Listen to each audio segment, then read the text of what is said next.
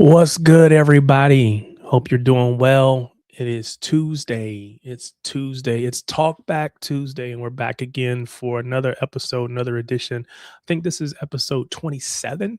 So that means for pretty much 27 straight weeks, with the exception of one that I can think of, when I was in the hospital, we've been doing this. We've been here talking, chatting to each other, talking city, talking footy in general, talking all the things, complaining about VAR, complaining about this, that, and the other. And it's been great. So I'm really glad that you have stuck with me for 27 straight weeks. And I hope you'll stick by with me for the next 27. But it's glad to be here. Like I said, it is Talk Back Tuesday. And so this is the show where you, the viewer, get to step on or come on the stage, come on the screen, come on the stream and have your say. I'm going to say things. I'm going to say a lot of stuff. And you're going to agree with some, you're going to disagree with some. And this is the opportunity for you to come on in here and tell me what you agree with, tell me what you disagree with, and why. So if you want to do that, there is a link in the chat. Should be a pinned message that will bring you right backstage, and then I can bring you on onto the screen as we fit it into the show. So that's that. If it something that you're interested in, go ahead, hit that button and jump on screen with me. Today's Cinco de Mayo, May the 5th, Cinco de Mayo, which I assume means probably nothing to folks over in the UK. But let me know if you guys celebrate Cinco de Mayo over there. But effectively, Cinco de Mayo is, I don't know, it's just I don't even want to call it a Mexican holiday, because that's really not like they used to say that it was Mexican Independence Day. I've come to realize that that's not true. So at this point, I don't know what we're celebrating, but it's hey, you can go get margaritas and whatever else. So it's Cinco de Mayo, it's Taco Tuesday, all kind of mashed up together. It's a great day here in the U.S. But like I said, just glad to have everybody here. We're gonna get into the match. City went up against Everton yesterday. Yeah, today's Tuesday. That was Monday. We went up against Everton on yesterday. Ended up in a 3-3 draw. We'll talk about that. Like I said, I think the title of the stream is Doku double, but City drop points, fall behind in the title race. So we're going to talk about all that. We may touch on some of the Arsenal versus Atletico Madrid. I didn't get a chance to watch much of it, but if you want to talk about it, we can. Reality is, Arsenal got a goal today. They were tied coming into the day. They got the goal in one today, 1-0, which put them into the final against the winner of Bayern PSG.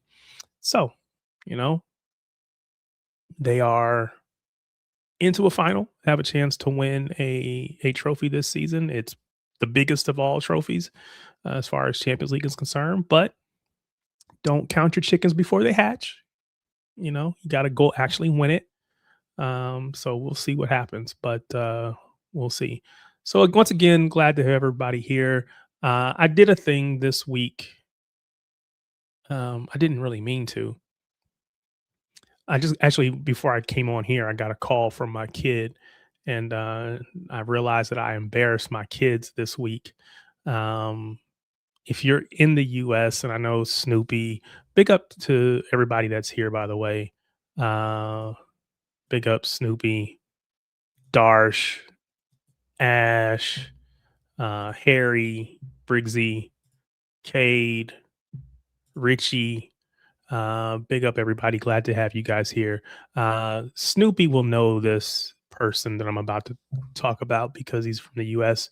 If you are a NFL fan, American football fan, you might know this person, but somehow I ended up embarrassing my kids because Chad Ocho Cinco Johnson, former NFL wide receiver, played for the Cincinnati Bengals. He posted on Twitter and was like, "How do I explain to my kids I'm a far better false nine than I was NFL receiver?" So I saw that and I just took it as a joke, took it as sarcasm, took it as whatever. So I responded, "Nah, your first touch is not good enough."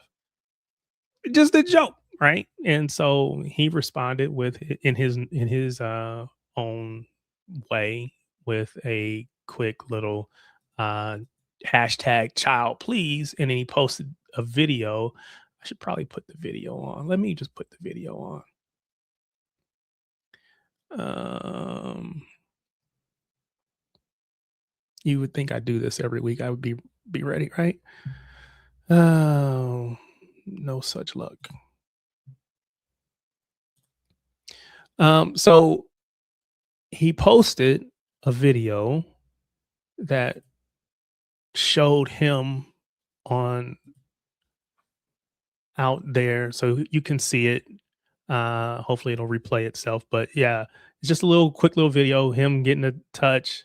He takes the first touch to bring it down. He has to take a second touch to get it out from his feet, and then he scores the goal. Right? Again, this is a former NFL wide receiver. He's not a football world football player per se. I mean, he loves the sport, all that kind of stuff. But I was joking. I was making a joke, nah, not good enough, whatever. So he responded with hashtag child please and put a video up to show that. That got like, because he's famous, right? He's famous professional player. He got my comment ended up with like 700, 810,000 views. This is ridiculous. It was a little throwaway comment. Got 810,000 views. Um, his post got like, of course, his always gets like 700,000 views or whatever. Um, but some of the comments from the people responding to me who are taking this like it's a for real video, like this is a for real thing. No, there's no way you could play professionally. Like, dude, he didn't really think he was going to play professionally. He just loves the sport. He likes to talk about it, whatever. Um, Evidently, because he's got a podcast that he does, and he talks football. Um, and he's, especially with the build up to the World Cup, he'll be one of the people that they use on broadcasts and stuff like that. Just talking about the sport from an American perspective, but for someone who's not a soccer professional or football professional. So he's got his podcast out, and evidently his podcast posted on TikTok. They posted this on TikTok, and I don't have TikTok. I don't know anything about TikTok. Um, Evidently, my kid is scrolling through TikTok, and she sees this, and she's like, "What?" She says she has to go back and look at it a couple times because it just didn't. She didn't believe it was like, did he really post that? And then it became, how many people saw this?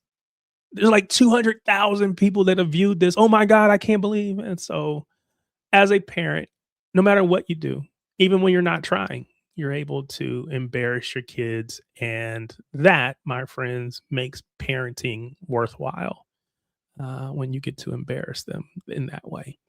It wasn't trying, but worked it out anyway. So, but big up to Chad Ochocinco for responding. Like I said, it was just a joke, and it was good times. But I almost responded back about trying to get him to come on the show, but I realized he has his own, so less likely to do that. Come on mine, or even on Shades of Blue if he's got his own thing. So no such luck. But if you saw that, then yeah, that's what happened, and that's why my kids were embarrassed. The one thing that I did this week that embarrassed them. I'm sure there's more. Anyway, once again, welcome everybody to the stream. We got a lot to talk about, and it's not all good news. It's been really good news for a while. It's not great news, but it could have been worse. So we're gonna get into it. Big up, fam. Can't lie, I'm deflated. The last 24 hours has made me sick and deflated. Big up, Ash. This has been a crazy week. Uh, We're gonna get into Cade's comment here in a minute. Um, Evening all Everton fan. UTFT came so close to beating City gutted. UTFT. Don't know what that means, but appreciate everybody being here. So let's get into it. Oh, before we get into that, let's just go ahead and because I know people are going to comment on it. Uh, Phil Foden. Phil Foden reaches an agreement today, agreement in principle at least, over a new Manchester City contract. That was the tweet today that I saw from David Ornstein, who then posted his link to a article, I guess, that he wrote in the Athletic. So let's see if we can't bring this up. And of course, you um, cannot do that. So you have to have an account, and I'm not creating an account, even if it is free. I'm not doing that.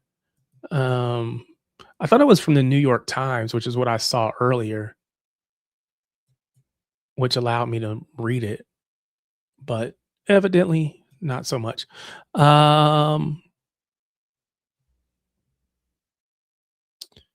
Let's see if I can pull it up over here.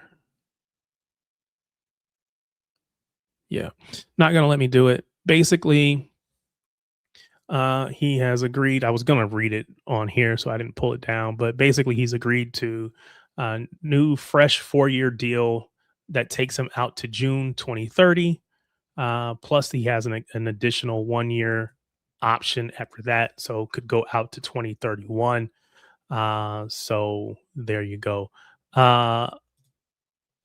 Richie 67 up the effing toffees, man. Good up, big ups for you guys, man. You guys played really hard, and you were able to almost get a win. We were able to pull out and get or split the points, I guess is the way you could say it. So I was proud of our boys for the fight, but yeah, big up to you guys. You guys played really well, and you deserve to be proud. You guys still have a chance, I think, to go into Europe. So yeah, um that's definitely a thing to be excited about, particularly when you think about where Everton was just a few short years ago. I genuinely thought that they could have been relegated. I don't know if it was last year before last, but there were definitely chances where they could have been relegated, um, because they were in those bottom places, kind of like where Tottenham is now. So when you think about where they were and now how they're, in that race for uh, European spots, man, that's a So look, you're not gonna get any disrespect from me. You guys played well. Poznan Pete says, "Great new stadium, Richie. Big up the Blue Scouts, City till I die." Yeah, big up to you guys. Yeah, you have to pay to read it. I'm not gonna pay to read it. It's not that deep. Ultimately, he's signing a new contract. The interesting thing that I did see in that article, though, was that the uh, Amar 749199 Amar just says Everton is just a useless club. I don't agree, man. I don't agree. Again, um, everybody's entitled to their opinion, so it is what it is. I don't agree. I think again they did what they had to do. They're in currently in 10th place, um, with 48 points. They could potentially get to 7th. It was on 51. There's a chance, even if it is somewhat remote, there is a chance that they could go on to get European spots. So, big up to them. Anyway, the interesting thing that I saw in that Phil Foden article was that it was handled by Rafaela Pimenta, who's the Brazilian female super agent, kind of took over from Mino Raiola, and also represents Erling Haaland. This was not Phil Foden's agent prior to relatively recently. I don't know But ultimately, what I read was that he went to them and said, I want you to represent me. I'm looking for a new contract, but I don't really want to go anywhere else other than staying here at Man City. And so they made that happen. It was a protracted, long, drawn out discussion, and we've had conversations on here about whether he even deserved it. Right? We had those conversations. I don't know. And if you were to read the article, it talks there. They got comments from multiple people. So David Ornstein had the main thing, and then they had comments from other journalists, other soccer or football journalists, and that was kind of what people were saying. Okay, you got the contract now. Now you got to live up to it. You got the contract. Now what are you going to do? Because quite honestly, he hadn't been playing great recently. And so hopefully by putting this behind him, he doesn't have to worry about that anymore. He can just go out there and play, which we need Phil. Let's just be honest. We need Phil to be back to his normal self. Again, Cade says, nah, Everton are a club with great history. So I agree with that. Big up, Dylan, Pepper Squad. Hope you're doing well, even though everything in the world is terrible right now. Yeah, the world is terrible. And I don't mean the football world. I mean just the world in general feels terrible. But it is what it is, and we'll get through it together. Which is why we love this sport, why we love football, even when our team doesn't win, even when our team drops points, even when our team doesn't do what you hope they would do. So let's just get into it. Everton 3, City 3. Yes, we do, brother. Yes, we do.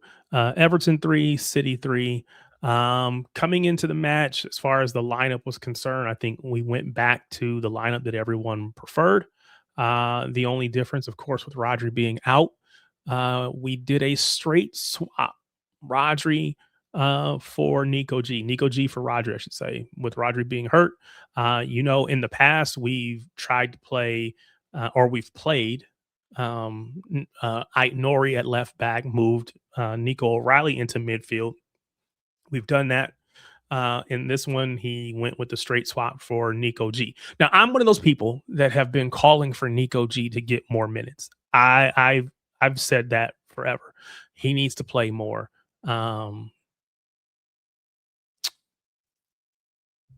Mar says he agrees with you, Kate, but I still hate them with a passion, primarily because they are Scousers, LOL. Being from the US, I can't get caught up in the Scouse or the Liverpool versus Manchester, the Scouse versus the Manx. I don't know, man. I just like the sport. Of course, I'm going to rock with you guys for Manchester because that's where my team is at. But, you know, I guess it is red and blue, kind of like gang fighting, gang violence. So anyway, um, they I've been calling and advocating for Nico G to get minutes. I've said that he played very well in the beginning of the season.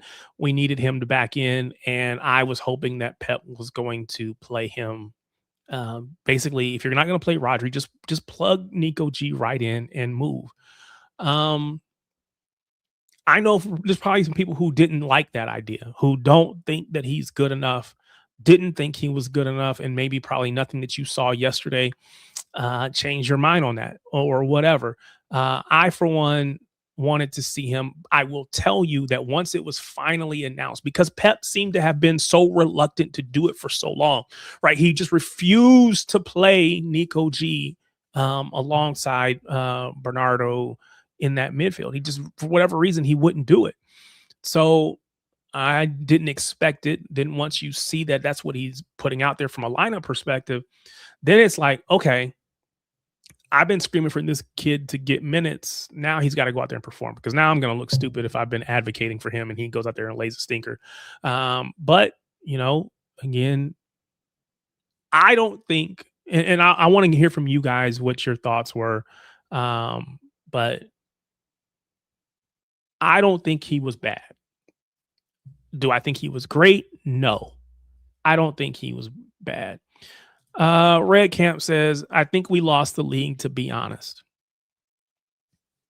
Well, that's possible. It is very much possible that we drop points and that's enough to lose the league. That is very possible.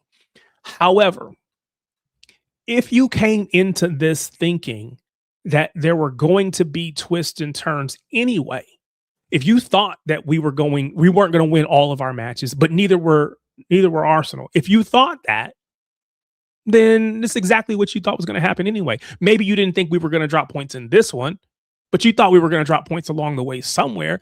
All we have to do is just keep winning or go out and win as many games as we can and try to apply pressure to Arsenal.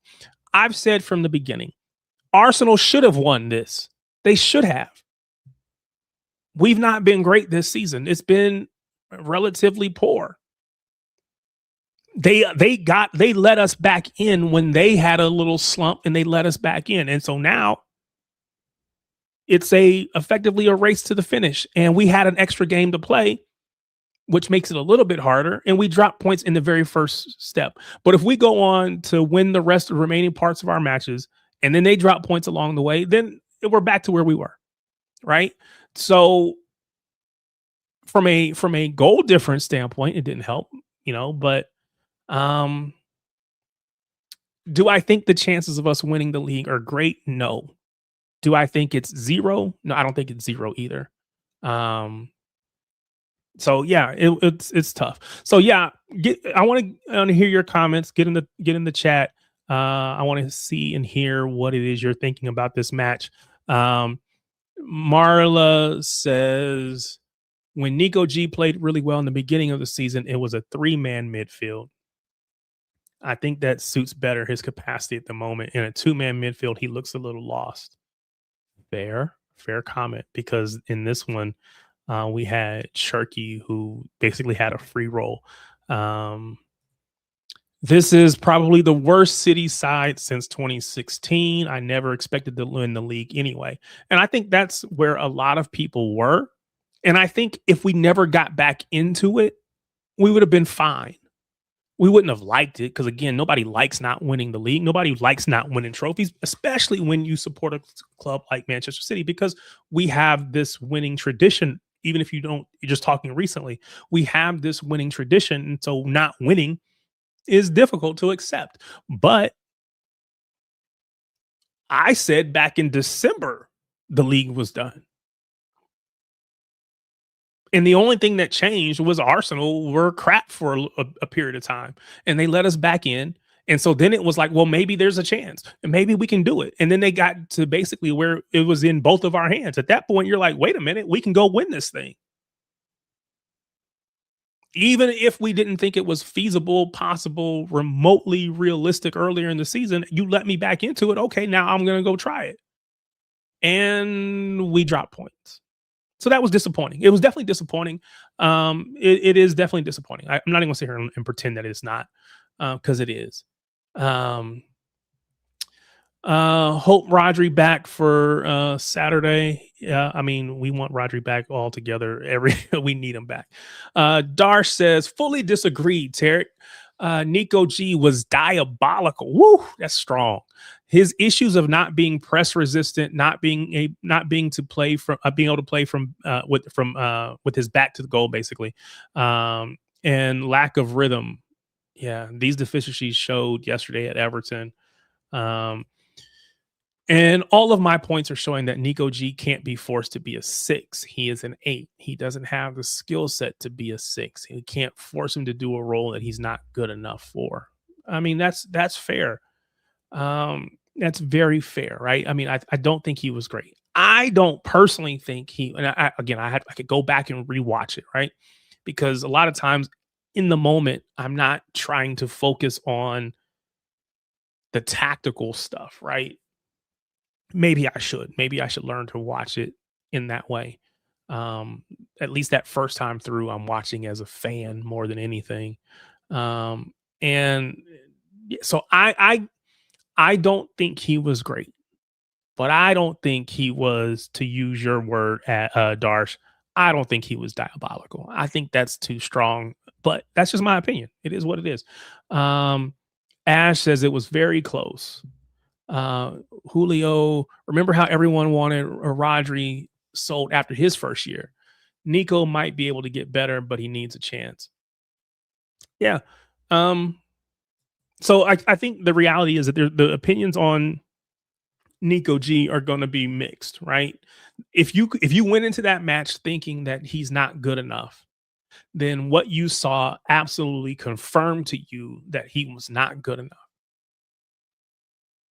If you thought that he's good enough, but he's not getting a chance, and so he needs to play, then you're going to come out of that thinking, see, he's good enough for the vast majority of the match. He had some small moments, or he had moments where he wasn't great. But again, that comes with playing. That comes with being quote unquote match fit, not just from a fitness standpoint, but just being in the flow of playing matches consistently. When you don't play very often, or you play 10 minutes a game, every 4 or 5 matches, well, what do you expect? So again, regardless of what position you take on Nico G, I think you found something. You saw something in that match that confirmed your thoughts, confirmed your opinions, and you probably strengthened your resolve in that way. Um, Again, do I think he was diabolical? No. Do I think he was great? No, he wasn't that either. There was a lot of people slipping around the pitch. I don't know. He was one of those people. I don't understand. I don't know why. But we had people falling all over the pitch. And it's just not great. But again, in that first half, man, we dominated the ball. I think in that first 20 minutes, we like had the ball 90% of those first 20 minutes. I looked at the stats for the first half. I think it was 76% for the first half. So from a possessing the ball, we always knew we were going to do that. But yeah, man, it the reality is we don't get goals. We didn't get goals when we needed to early. We kind of hung around and kept them in it. The longer it goes, the more frustrating we become, so on and so forth, right? So we needed to get a goal early. It took us until basically right before the second half before we got our goal. Um, so yeah, it wasn't what we were hoping for. I Posnan Pete says, I still think this is a great squad. Some players need more time, but unfortunately, we've run out of time this season, and that's fair. I think great is again a strong word to use here. We're a good squad right now. I don't know if we're great yet. And I think that comes with us continuing to gel, continuing to play, continuing to understand and know what is the direction we're headed. Is Pep going to be here? We don't know. And I have to ask the question, did that play a part in the performance that we saw on the pitch? Again, if the players know that, okay, Pep is leaving, it could be weighing in their heads. I don't know that they know that. I don't know that Pep is leaving. I don't know any of that. But I know that there's been a lot of conversation around it. And I think that the longer it goes on, the more that you have to think that there is smoke or there's fire where you see all this smoke.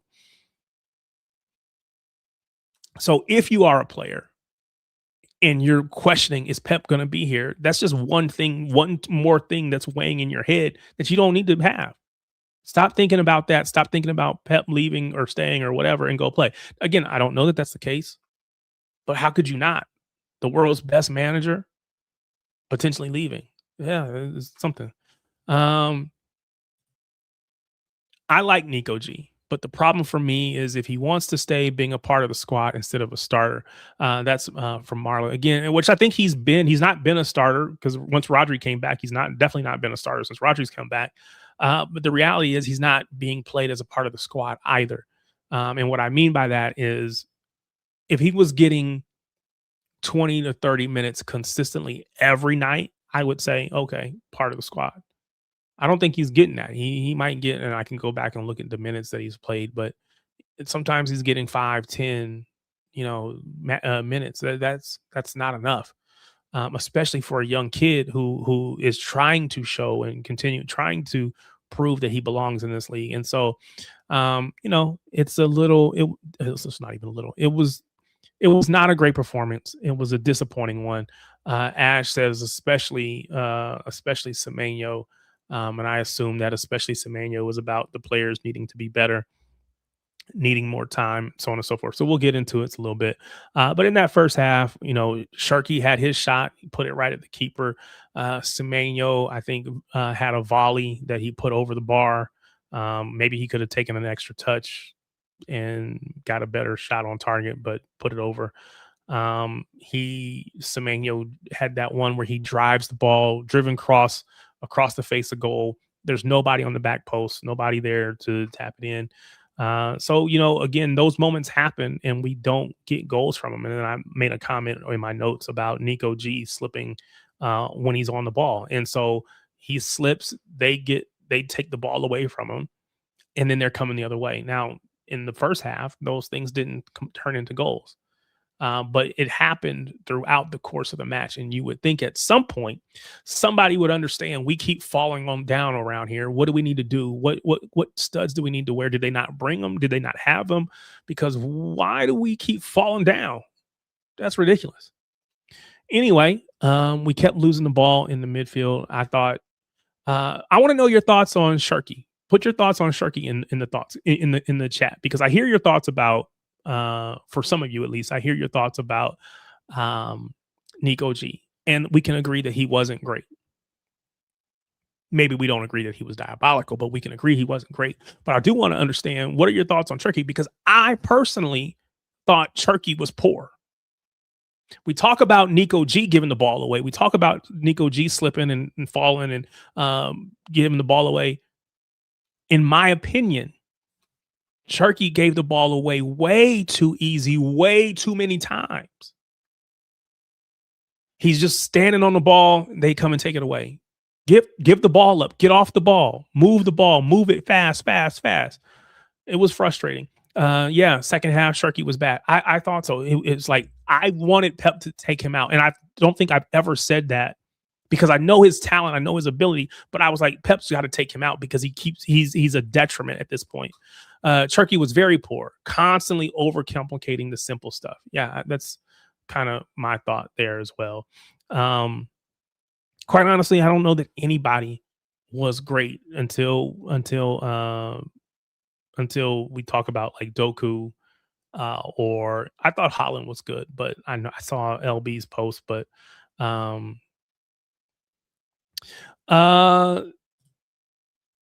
so M113FF.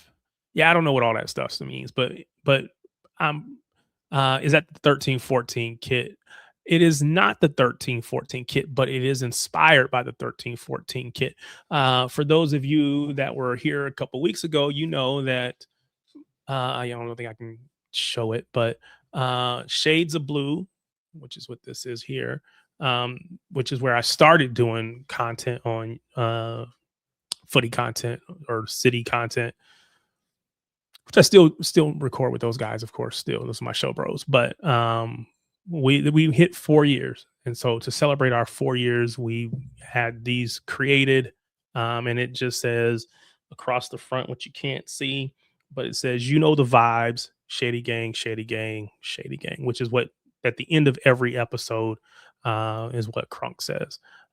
So yeah, we had those made. They were for sale, but I appreciate you. This is actually not this shirt, but the 1314 kit is actually my favorite to this point. My favorite kit.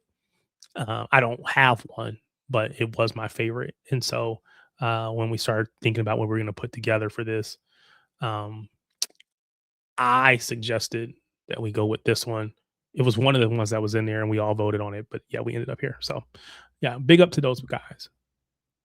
Cherki was another player that was not good enough.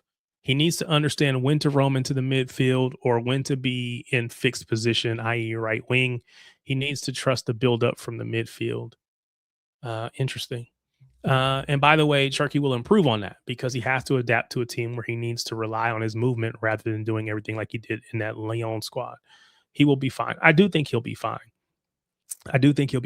But I don't think he was good in that game the other day.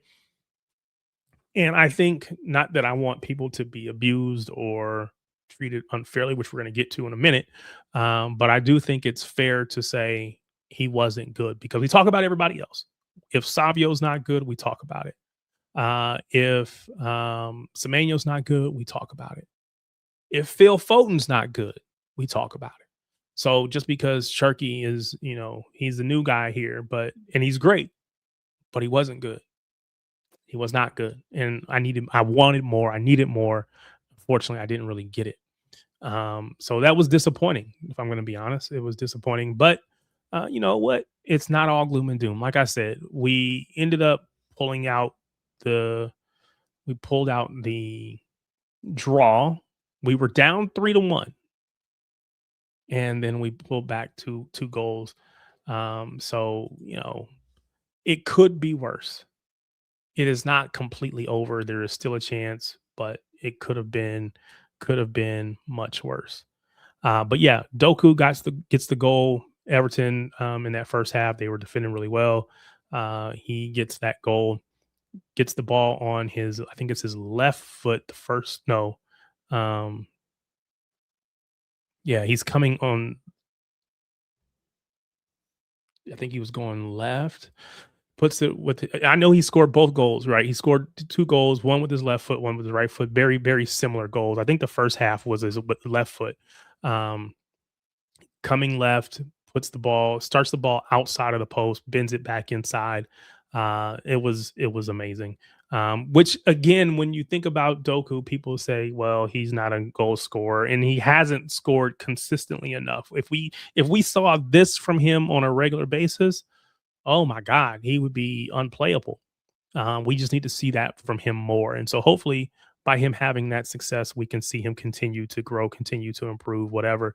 But yeah, that was great for him. Gets us a goal before in the first half, and then we come back. And yeah, so Gehi also had a bad game. Let's be honest. Our defense, the four defenders, none of them I don't think were, well, I shouldn't say that. I don't think Nico O'Reilly was bad. I think he didn't do anything good, bad, or indifferent. He was just there. So I don't have no issues with him. I do think Gehi was poor. I do think Kuzanov wasn't great. I want to look to see what did FOTMob give everybody for their rating. I didn't pay attention to this the other day. Let's look and see. They gave Nico G a 6.4, Bernardo Silva a 6.2, Nico O'Reilly a 6.0.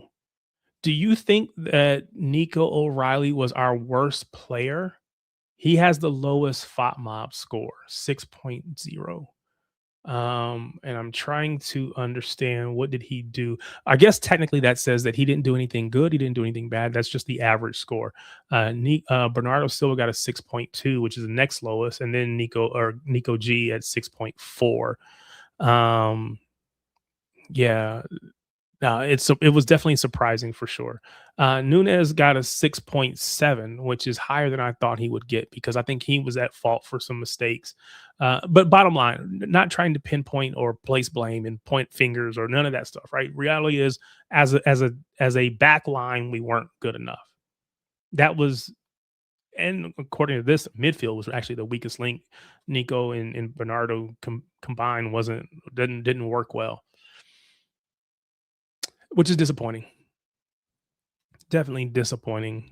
No way our center back was bad, followed by Nunez. Yeah, nobody thinks that Nico O'Reilly deserves to have the lowest rating on FOTMob. So, uh, you know, it's FOTMob. It is what it is. But I didn't think Kusanov was great. I thought Gehi was pretty poor. But that being said, for the mistake that Gehi made in the 68th minute that led to a goal,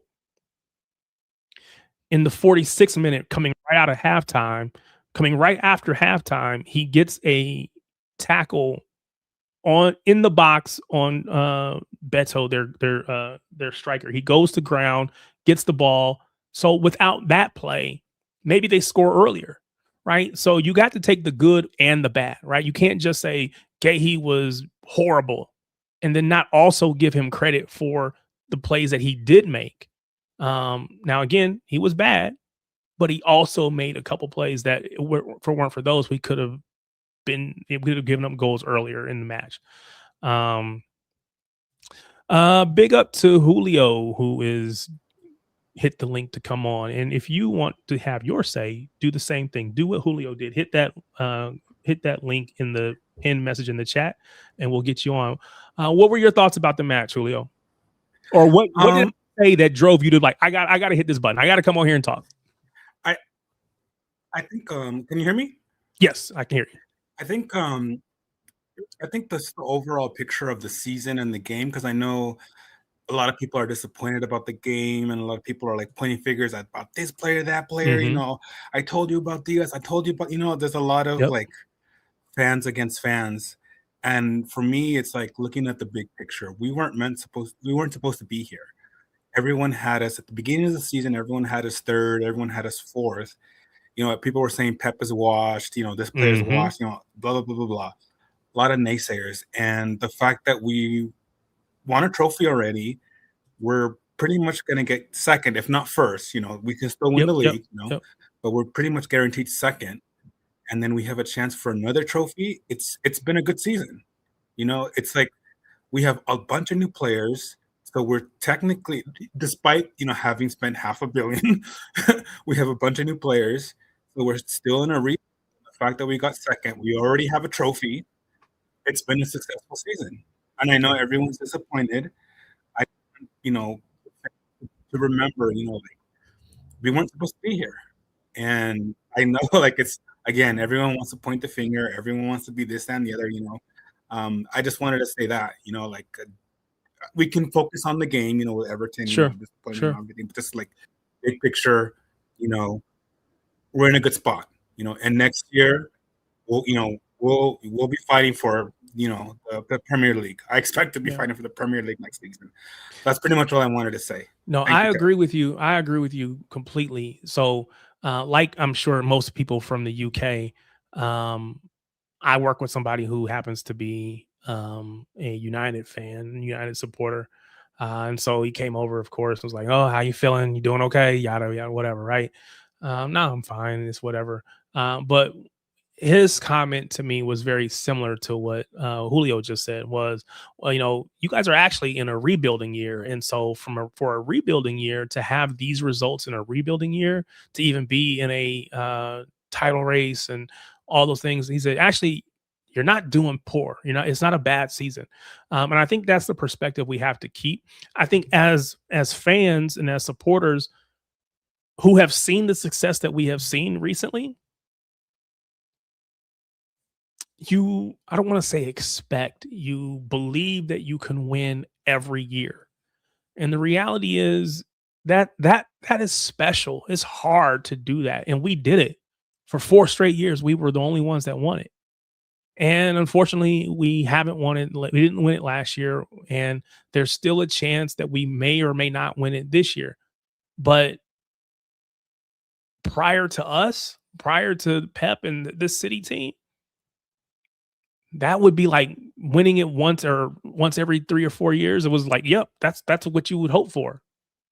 Nobody else was winning 4 in a row and trebles and all the things. Again, you can go all the way back to the Sir Alex Ferguson days, whatever, right? But that wasn't the story. So yeah, I think the perspective is great to have, right? We can be disappointed that we didn't win yesterday. We can be disappointed that it might have ultimately end up costing us the league. But I don't think we should, you know, get too bent out of shape because again, we are probably a year early. We're probably a year early. So I don't know. I also think that this match could be remembered in 2 different ways, right? There's definitely the possibility that we will walk away like we did in the immediate response was, it's over. We've lost the league. We bottled, whatever phrase you want to use. That was the immediate thought. There is another side of this, right? So that could be the case. We could end the season behind them by 2 points, and it could be those 2 points that we drop. That could be it. Everybody could go on and win every game from here on out, and we don't. We lose the league by 2 points. That is a very real possibility or a possible outcome. And if that happens, then yeah, we're going to be disappointed. We're going to look back at this game and be like, dang it, we had it in our hands and we let it go. We could also come back and say, what happens if we win the league by 1 point, or we need 1 point to get us back to a draw, and that happen, or back to a tie for the on points. Well, then now it becomes the goals that goal that Doku got that brought us back to a 3-3 draw could be the goal that saves us, wins us, because we could have dropped all 3 points. So maybe that one extra point might come into play at some point down the road. There's still, again, it's only like 3 matches left, but there's still 3. For us, it's like 4 or 5, however many's left. There's still not a lot. A lot is too strong. There are still matches to be played, and there are still potential twists and turns that could happen. And so if it were to happen that we were to win the league by 1 point, we would look back at this, and instead of being, upset because we dropped it or we bottled it, we can look back and say, Doku saved us. Doku kept us in it. Doku won us the league. All of those things are possible. I don't know if they're realistic. I don't know if this, potentially going to happen, but it's possible. And so let's not go too early. Let's not when we had the title in our hands, I don't think anyone said it was over. We shouldn't have said it was over.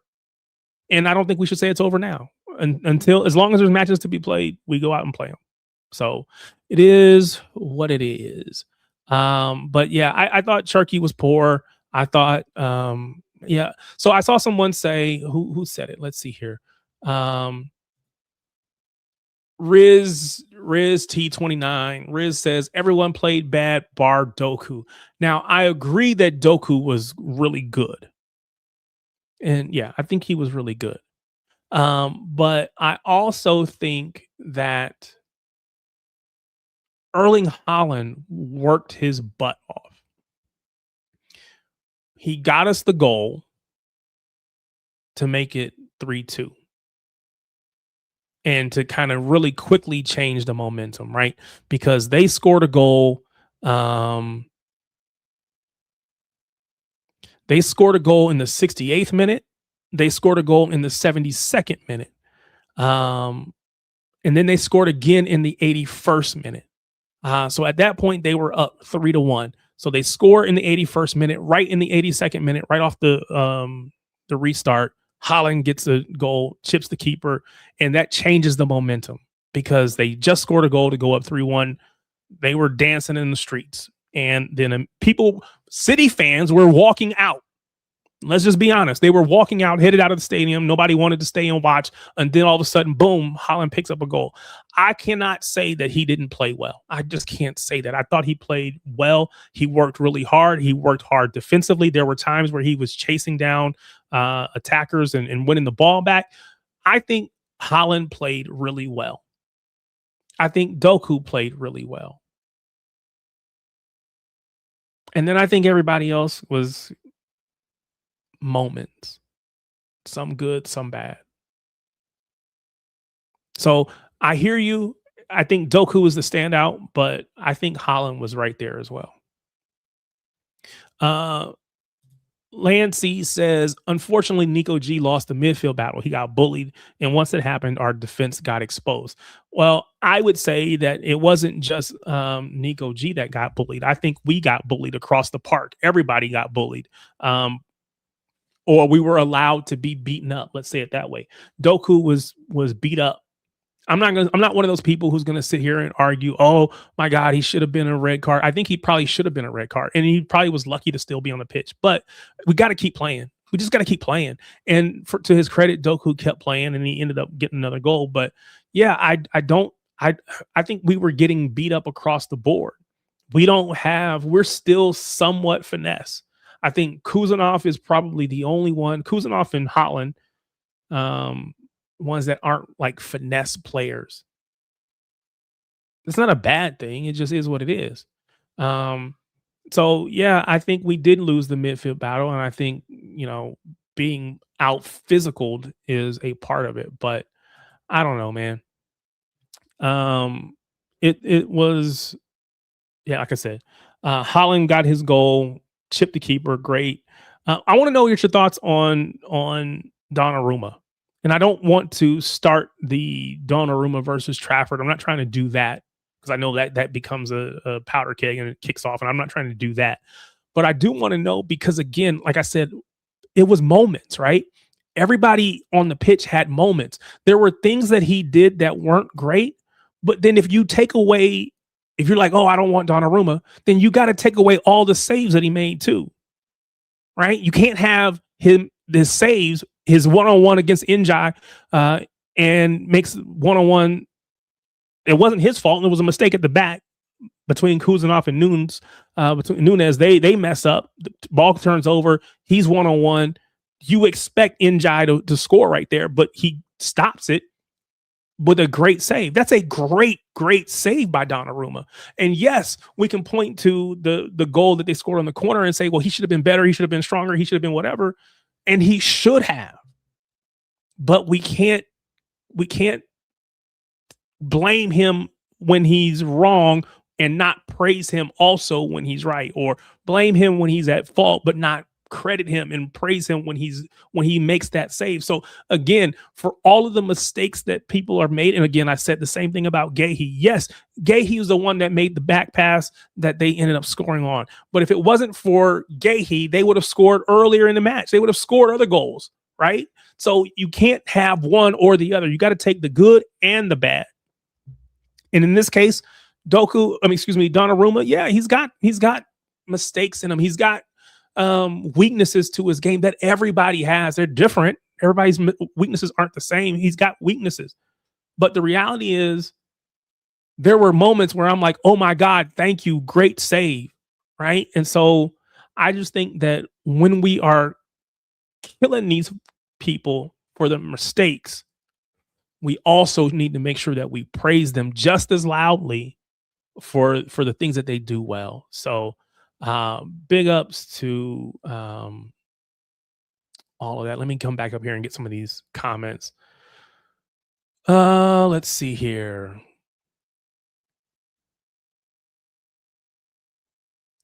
We'll just start here. Darsh, Gahey and Kuzanov are still developing. They will make mistakes when experiencing these types of games and environments. What doesn't help is giving them tags such as generational. It's not helping. Yeah, generational is strong because generational is Messi, Ronaldo. That's generational. Holland, truly once in a generation, once, one of a kind. These people, Kuzanov particularly, I think has a chance to be really good. I think his ceiling is higher, in my opinion, than Gahey's. I don't know if his floor, Gahey's floor is probably higher. But yeah, calling somebody generational is probably not helping. Absolutely. Mamty says, get me a FA Cup. If West Ham get results, unleash Rodri, the defense, Kuzanov and Diaz for leadership and mentality. That's another thing, right? I've been advocating for it's okay that Ruben Diaz stays over there. Just stay over there because we've seen Gahey and Kuzanov performing really well. Maybe we are missing something from Ruben Diaz. Again, it's hard to make opinions about one match, one play, one this, whatever, right? When, again, we're still unbeaten. We're still on I don't know, is it 12 matches unbeaten, something like that?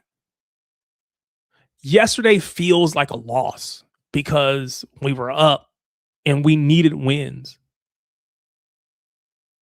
It feels like a loss, but it really wasn't a loss. And Doku and Holland made sure that it wasn't. So, yeah, I agree that obviously we need Rodri back. And there's a potential that Diaz could offer us something that maybe we might be missing from a leadership perspective. Let's get Marla. Hopefully I'm saying that correct. Marla, how are you? Is it Marla? Yes, yes. All right. So, where are you from? I'm from Brazil. Brazil. Okay. All right. So you hit the button to come on. You got something to say. Tell me what you want to say. Yeah, you use the magic word Donnarumma. The, the thing is, I don't hate Donnarumma, Mm-hmm. but since he was appointed, uh, start to talk that he would come to see it, I start to get really concerned because I watched Donnarumma since his debut at Milan. I watched him a lot throughout his whole career, Okay. and for me, he never became the world class goalkeeper Wow. that You don't think was he's world sold. class? Okay. No, when he started, he was a wonder kid Yep. that was going to be better than Dida. When he started, he made these unbelievable saves that nobody 16 would do. Mm-hmm. So it's obvious you look to a goalkeeper like that and say he will be a world class. That's not possible. He will not become a world class. He was Italian. He was a Milan academy, so he had all these things around him. And the point is, when he started, he had all these issues that he has still now.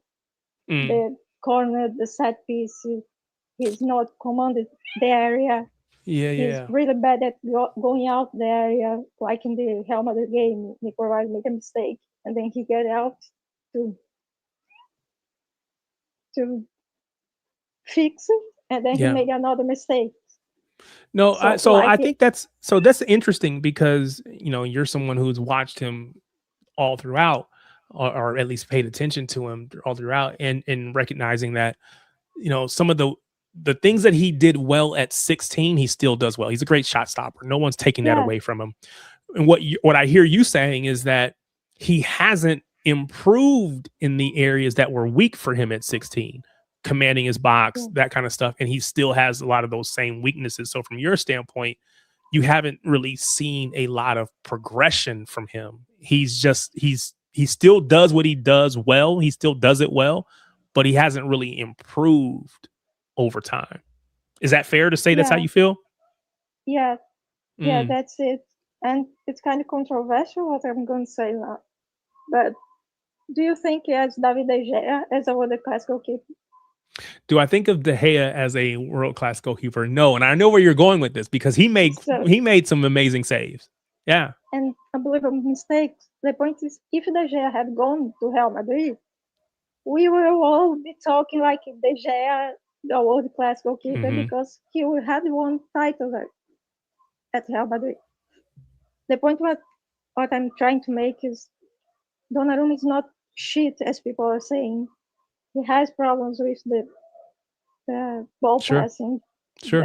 That's but if he had if he had the same issue with the ball, with pass the ball, and the other things he had fixed, I don't think he would be a great problem of us. The theory that I kind of figure out is when we had Ederson last season, Ederson was an excellent ball pass goalkeeper, and yet Mm-hmm. we were completely bad at kick the ball, even with a ball pass goalkeeper like Ederson. So what I think is when we got to that season, maybe Pep, maybe board, I don't know who, realized that it will not make it a lot of difference. You have a ball playing goalkeeper, or you not have a ball playing goalkeeper, because the problem isn't the ball playing goalkeeper, is what was the midfield that could keep the ball. So Ederson will pass the ball, and then someone will lose 5 10 seconds later. And this can be seen in the Liverpool game in the FA Cup. We played Trafford, and Mm-hmm. in some moments, Trafford give a ball to Nunes. Nunes make a bad decision and lose the ball right after and generates a chance for Liverpool. And that was other situation when he passed over, I think, for Bernardo. Bernardo tried to progress, but let the ball to sideline, and then Liverpool got the ball back. And there was a moment in the game that all the players passed the ball, and we didn't need Trafford to be part of this. And we Right. managed to get off the defense to the attack without Ederson. So the point we're trying to make is a ball placed goalkeeper makes it a better team, make our attack team the most efficient. Mm-hmm. Mm-hmm. But if we don't have a midfield and players to keep the control, a ball placed goalkeeper will not make that much difference because he will pass the ball to a player that will lose right after get the ball. No, that's fair. So That's fair. No, I think that's completely fair. That the ball playing or the keeper who's very good with their feet, who can play like Ederson did, that's a bonus. It's really the 10 players in front of him that need to be able to keep the ball and dominate and have that control. They're an extra piece. And that's like quote unquote the cherry on top, if you will want to say it that way. But we shouldn't be looking at him as you're critical to the buildup in your mind. yeah, yeah. And I just want to say there was that I was a big fan of Donnarumma because I watched him debut. I really wanted him to succeed, but when he chose go to PSG, I kind of started to change my mind about it. Because for me, if you wanted to be a winner and you choose to go to PSG, it makes no sense to me. And I really believe that if Luis Enrique didn't get that, he won't he would not have a Champions League to claim as him. So it's kind of there. Like if David De Gea had go to Real Madrid, he would be called that world class goalkeeper, and That's he oh, that's was interesting. stuck in United. So That's a if that's an Donnarumma, interesting thought. Yeah, no, because again, I so think nobody would have called David De Gea world class. Now, maybe if you were a United fan, but most people wouldn't call De Gea a world class goalkeeper. They would say he's a good shot stopper, and they would say he's horrible with his feet. Um, and then to your point, if he had gone to Real Madrid and won one or two Champions Leagues, it would have made people talk about him differently, even if he's the exact same player, but just putting those trophies in his trophy case makes a difference. So, to your point, Donnarumma, he got a Champions League. And so, does that change how we look at, or does it change, or should it change how we look at him as opposed to what we see on the pitch? Well, that's fair. I appreciate that. So, who was your, and again, I know we're all disappointed that we didn't win. Uh, who was it Doku best player for you or somebody else? I think it's hard because for me only Doku was consistent in the first and the second half. The other players have moments, as you say. Yeah, So that's I good. think Doku was the one that keep it consistent until the end. It's hard to analyze it after a game like that because it was like other games that we could have win, we could have made a lot of goals in the first half, and then we don't, and the second half looked like a weak team. Yeah. Like Yeah, we everybody was didn't have tired. the consistency that we were hoping for. So I agree with you. I agree with you completely. Anything else you want to say? I really do appreciate you coming on. I know you've been on. I believe I've seen you in the chat multiple times, and so this is the first time having you actually on screen. So thank you so much. Anything else you wanted to say? It's just there is one thing I don't know. If it's just my voices in my head, but the thing is, I about Pep Guardiola leaving or not leaving. Mm-hmm. I started to think about it. It may be just voice in my head, but when we had this transfer window in June, that all the Savio situation, that Mm-hmm. people believe that Tottenham made a proposal, Tottenham Yep. didn't make a proposal. For me, it looks like that someone at Tottenham wants Savio, someone at City wanted to sell Savio, and Guardiola didn't want to sell Savio, and Savio didn't want to go.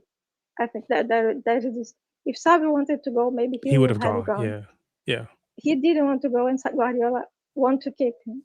And what I started thinking is that there are someone there that maybe don't want to go Guardiola anymore because Guardiola is that biggie. So without Guardiola, you can have more control of the squad, of everything in there. Yeah. So I don't know if Guardiola wants to stay in this power war because it was that makes he left Barcelona, was that makes he left Bayern. And until past season, I never really saw so many different information about our transfer window, about what we want to do. That situation with Donnarumma looked for me really strange because if you want to go to a keeper that you say you're gonna save us, but the information that I got is that was a market opportunity. Yeah.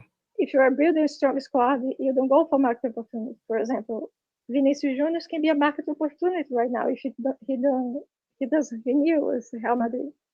And he will not fit City. I don't believe he will. I'm Brazilian, but I don't think he will fit City. Yeah, no, he so but I think there would be a lot of teams if to your point, if he was available, I think there would be a lot of teams that would try to bring him in because, like you said, that market opportunity. But maybe it makes more sense instead of going for the market opportunity, because those are always going to be there.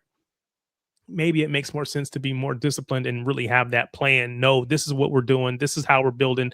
This is what we need.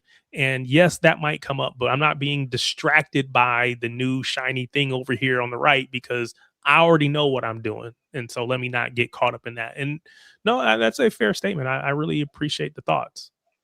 Just to finalize it, I think that's kind of a change. It's concerning me because if you are going to these shiny toes like Donnarumma, if he's not being his best season, will be in the individual prize show. He would be that. Haaland would kind of be that. But if you're gonna go for this thing instead of players that sell shirts instead of players that can build a squad like we had Company, David Silva, Agüero. These were world-class players for me. Yeah. But they were in these individual chats. Donnarumma is, Vinicius Junior will be. So if you're gonna change your philosophy, it's really strange for me. And I think this transfer window will kind of show if that's the path that the club is going. Yeah. And that's kind of concerning. Yeah. Appreciate you. Thanks for jumping on. I'm going to pose this comment to Martin, but thank you so much for jumping on. I will. There you go. Martin, you heard her, and I had this at the bottom of my notes. I wasn't going to get to it till the very bottom, but you kind of heard her. She said that it feels like maybe there's a bit of a power struggle that's happening between, what Pep and what Pep wants and others that have come into the club. And by that, she means Hugo Viana. Let's just be honest. She's talking about Hugo Viana. There's been a lot of criticism about Viana and the players that he has brought in recently. I've seen a lot of this on social media, talking about how many players that he's brought in that haven't proven to be good enough. Maybe that he's doing the whole quote unquote panic buy. Do you think there's anything to, or is it potential or possible that there's anything to the Pep Viana tug of war? And do you think Viana deserves some criticism here? I know I put you on the spot, but good you evening, got big broad good shoulders. Evening. You can handle Good evening. Good evening. Hope you well, mate. Doing good, man. Good evening, chat. Do I think there's a power struggle? No, don't think there's a power struggle. I think there is a new way of doing things, and that can get time to get used to things. Is Viana done everything perfect? No. you know, I see Dash. Me and Dash has been talking there about the data analysis team and that. And listen, Dash has gone there, so we might as well pull the thread out. I don't mind. The way the club work was, the data analysis team would do, you know, Pep would give a list, data analysis team would go away and have a look, and Cherki, Soriano and others would all sit down with Pep and go through targets. That's not happening as much anymore. Viana's got more say than the final say is coming more to Viana, reportedly. Regarding this Donnarumma thing, Pep has wanted Donnarumma for a while. Wasn't a market opportunity. It was a market opportunity that became available, but it wasn't like that was just a whim signing. Pep wanted Donnarumma, and has wanted Donnarumma for a couple of years now. Because I'm like, people remember we got linked with Donnarumma 2-3 years ago. Do you remember when Edison had his little flurry with Sauda? That summer, and it didn't happen. We got linked with Donnarumma then. And Cherki was in charge. That Pep Guardiola has always wanted Donnarumma. Yes. Does Donnarumma have faults? Yes. Do I think people have just scapegoated Donnarumma for some weird reason? Like 100%. Donnarumma's become the very easy scapegoat, because in the same way that Edison became the scapegoat last season and everyone turned on Edison because he couldn't save. And now, because people were saying last year playing out from the back wasn't that important, saving was more important. Now, because they're not overly keen on Donnarumma, and by the way, I think this all comes back to his agent's comments. His agent's comments are big, for sure. Big. But none of this was being said before his agent. Let's go back to when you float the idea that we might go back to Italy and this might be like a one-off stop or one year and we're on. No one wants to see City treated like a stepping stone, because we don't see City as a stepping stone. So for anyone to consider or position City as a stepping stone, we're immediately gonna buck up against that. No, and the thing is, and this is my whole point with this, is that I'm going to be straight. That's where this is like. It's an agenda by people, and this is where it's come from for me. No, let's look from when we signed Donnarumma right up until these agents' comments. Nobody was having a go at Donnarumma for what they're doing now. Nobody was. No one was concerned at corners. No one was doing this. Oh my God, I'm scared at crosses. I'm scared at corners stuff. Like everyone's now suddenly doing. Everyone's suddenly putting their hands over their eyes, which is weird. Don't know where that's coming from. I think that you are right mostly, but I remember when we were talking about him coming, and people like Danny saying that he's not great at corners, or he's not, whatever. Everybody said that he wasn't going to be good with his feet. That we knew for sure. But Danny, and I threw Danny up because, again, he's on our streams with us. Somebody commented Nobbins, who I don't really know, but I've seen him on with LB. So Nobbins has been another one that has been saying this consistently. Of course, Spartacus, people have pointed out, but again, I don't remember Spartacus saying it at the beginning of the season, but he just may not have been on my stream saying it. So it is what it is. But definitely Nobbins and Danny have said, and there's been others, but I think to your point, though, it has kind of permeated the entire fan base. Everybody's saying it now, and most of those people weren't saying it at the time. Yeah, I mean, my Super just put Jay. Jay was not talking like this when he first come in. I remember Jay being buzzing when Donnarumma come in. People are not being. There's this thing at the minute, and I think people have got very short memories as well with this Trafford. He won us the League Cup. Yeah, he's done wonderful. But I didn't hear the same thing when Willie Caballero won us the League Cup. I didn't hear the same thing when Pantilimon and Claudio Bravo were winning as the FA in the League Cup. Pep doesn't play his first team goalie in the Cups. Never has done, unless they're injured. Never will do.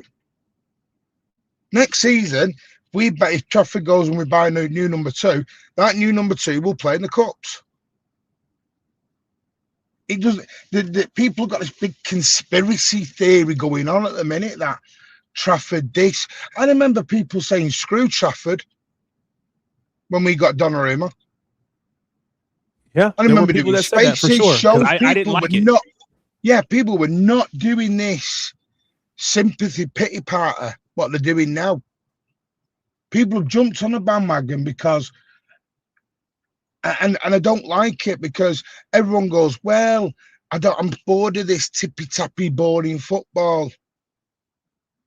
I'm bored of it. My biggest issue with this is people, for me, have been disingenuous. And I don't like it. And I think people have jumped onto bandwagons that I don't like. You know, someone like Nobbins, from day one when Donnarumma was coming, has done videos on it. And that is his opinion. But it's an opinion. For sure. As what I'm saying is an opinion. As what anyone says on YouTube is an opinion. That's not chucking anyone under the bus, but people do all this. Oh, we're doing this, we're doing that. Well, it is what it is. If Nobbins, for example, comes out tomorrow and says, I don't like Doku, people will say Nobbins is wrong. It's because it's not because Nobbins is a very, very top guy and one of my mates, and I think he's brilliant. And go and subscribe to him. But we only give opinions. We give some facts. We give some tactical insight. That's all we do. Donnarumma needs to improve, yes. But going back to your point on David De Gea, for me, he was known as world class in the Premier League, Tariq. He was known as one of the top goalies in the Premier League era. Yeah. I just heard a lot of criticism. Maybe that's towards the end. Yeah. In the first year, he had the exact same thing labelled in that Donnarumma now got. You ask Man United fans now and what they say about De Gea. Because again, let's go and get a ball playing goalie like Anana. Let's go and get this ball playing goalie. And everyone wants to do this. And then United fans realised very quickly that shot stopping was far more important. Because you can get out from a ball at the back if you have the right defence in front of you. You can get out from the back if you've got the right midfield. There are ways around not having a ball playing goalie. And the other thing last night on this corner, so are we taking Nico G and Haaland away from any responsibility last night? So every goalie I saw your point. I saw your comment. So tell me about this Nico G and Haaland. Are you talking about on the corner or just in general? At the corner. Because they were both there. Haaland is 6'5". 6'5".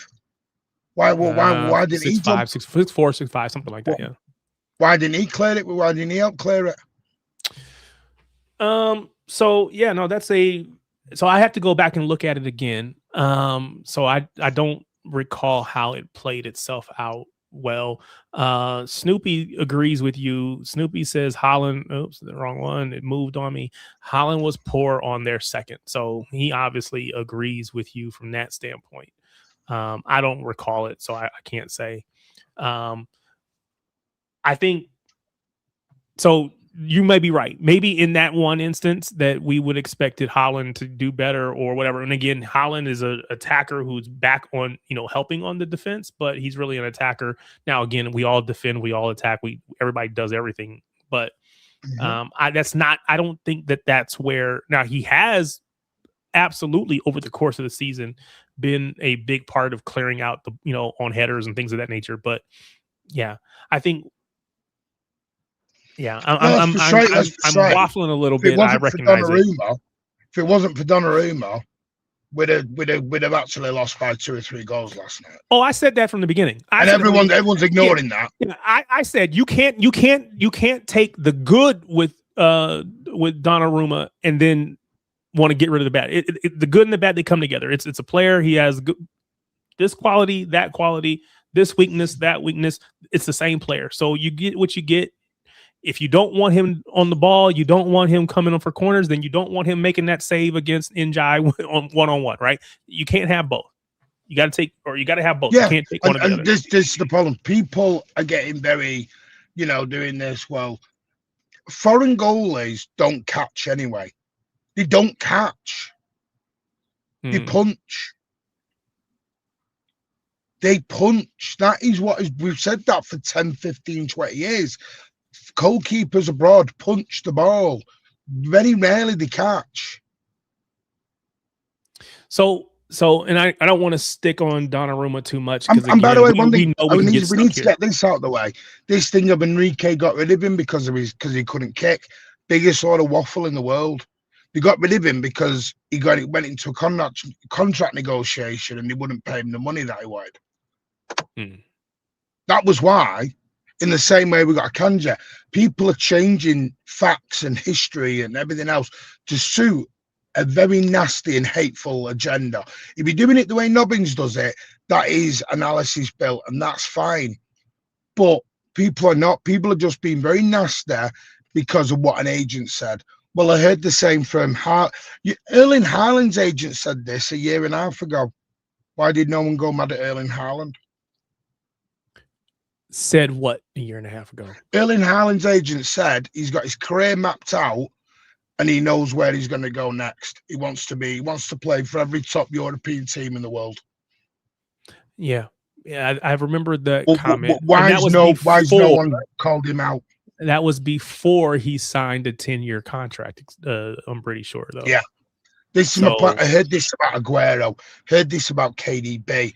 I heard this about every top player we had was going to be here for 2 or 3 years and then leave. Yeah. It's garbage. So I wanted to comment on this because Kelkster says Donnarumma cries to the refs too often. All his bookings are from that. I expect more from a world-class keeper. He's very soft on corners. So I will say it is disappointing to me when he doesn't get there and then he tries to pretend as if I was fouled, I was held back, I was restricted, I was whatever. I didn't see that when he's sitting there getting his yellow card. I didn't see that at all. I just saw him not being able to get there. And so I wouldn't, don't gaslight me, right? Don't tell me, oh, well, they did this and they don't. No, you just didn't get there. And I think we got to be okay to call that out too. But again, I don't want to get stuck on. Go ahead. You were going to say something, I think. No, my thing is, yesterday everyone was saying our team. Yesterday was saying we're too soft. We have players who actually stand up for themselves and say something, and now they're crybabies. So standing up for yourself is they are good, agendas. They are agendas. That does not look like standing up for yourself to me. That looks like because he moaned at the goal. That looks like excuse making and trying to say, well, I would have got there if they wouldn't have held me. No, nobody was holding you. Right, so he's every goalkeeper who Arsenal have scored against. Arsenal have scored the most set pieces, yeah. So he's every goal. I don't know them or United, one of the two. But yeah, go ahead. So he's every goal is soft then. No, not every goal is soft. No. Again, what is soft to me is the excuse making. Just say, you know what, I made a mistake. I didn't get there. Or hey, you know what, great play by them because they're professionals on the other side too. I can give respect and I can give props to the other team and say, you know what, and they made a good play. It is what it is. So, don't sit there. It is what it is. Yeah, don't. I think don't act like you were. Oh, they were. Like he was in a bear hug and they wouldn't let me go. No, that's just not the case. If anything, I understand that. Yeah. I get that, Siri. Totally get that. I'm just, I think it's. I'll be honest with you. I just don't like it. I think it's bullying. Yeah. I think it's nasty what people are doing with Donnarumma right now. And by the way, other players as well. Because again, I'm going to say it. And what showed it me. Did we concede a card? Did we concede from a set piece against Arsenal? Yes, I know we let the ball in. But No one's, two corners we conceded goals from. West Ham and last night. When was the one before that? Yeah, I don't know. I don't keep up like that. But wouldn't we be conceding from every single corner if Donnarumma is as bad as everyone says he is? I mean, it's just, I just find it. I'm astonished by it, and maybe, like I said, I think I said this the other night when it happened against Arsenal in the ground. We brought Donnarumma things out. We were celebrating. We were chanting his name. He was jumping in the crowd at the end. Yeah. Again, there's a lot of love. There's a lot of love for Donnarumma when you're at the games. There's none of this at the games. No, that's fair. Tell me your thoughts about Cherki yesterday. Thought it was crap. Yeah, I thought he was. I thought Spot Mob gave him an 8.0, and I don't know. Oh, I guess he got an assist. Did he get the assist on the Haaland goal? Is that what he got the assist? No, one of the Doku's. Oh, yeah, that doesn't really count because that was all Doku. Those Doku's goals were first all, goal. Yeah, the 5-yard side pass. Yeah, no, that's fair. That does not warrant. So he got an 8.0, which is the second highest on our team from Fot Mob. There's no way that he deserves an 8.0. I don't believe it. He was not good in my opinion. If he got an assist, that's it is what it is. But so what were your thoughts on Haaland? Haaland got a 7.5 from Fot Mob, which is right below or next behind. He's third highest rated on the team. He got a goal yesterday. So he got a goal and a great finish, by the way, and gets a higher mark than Cherki, who got a 3-4 yard assist. And what else did Cherki do? Yeah, this is why I don't go off Foot Mob and all that. Well, this is what I don't understand. I'm like, what did they see that I'm not seeing that he got an 8.0? Because that feels very high. And I thought Haaland was great yesterday, not just because he got the goal, which was important, and the timing of the goal was important because we were dead. It was 3-1. Now, again, the ball has to be played to him, but once he gets it, he chips the keeper. It was great. It was a great play. But what I really appreciated about Haaland yesterday was his work ethic, how hard he was working in possession, out of possession. He was dropping deep. There was one play where he ran the defender down, won the ball back.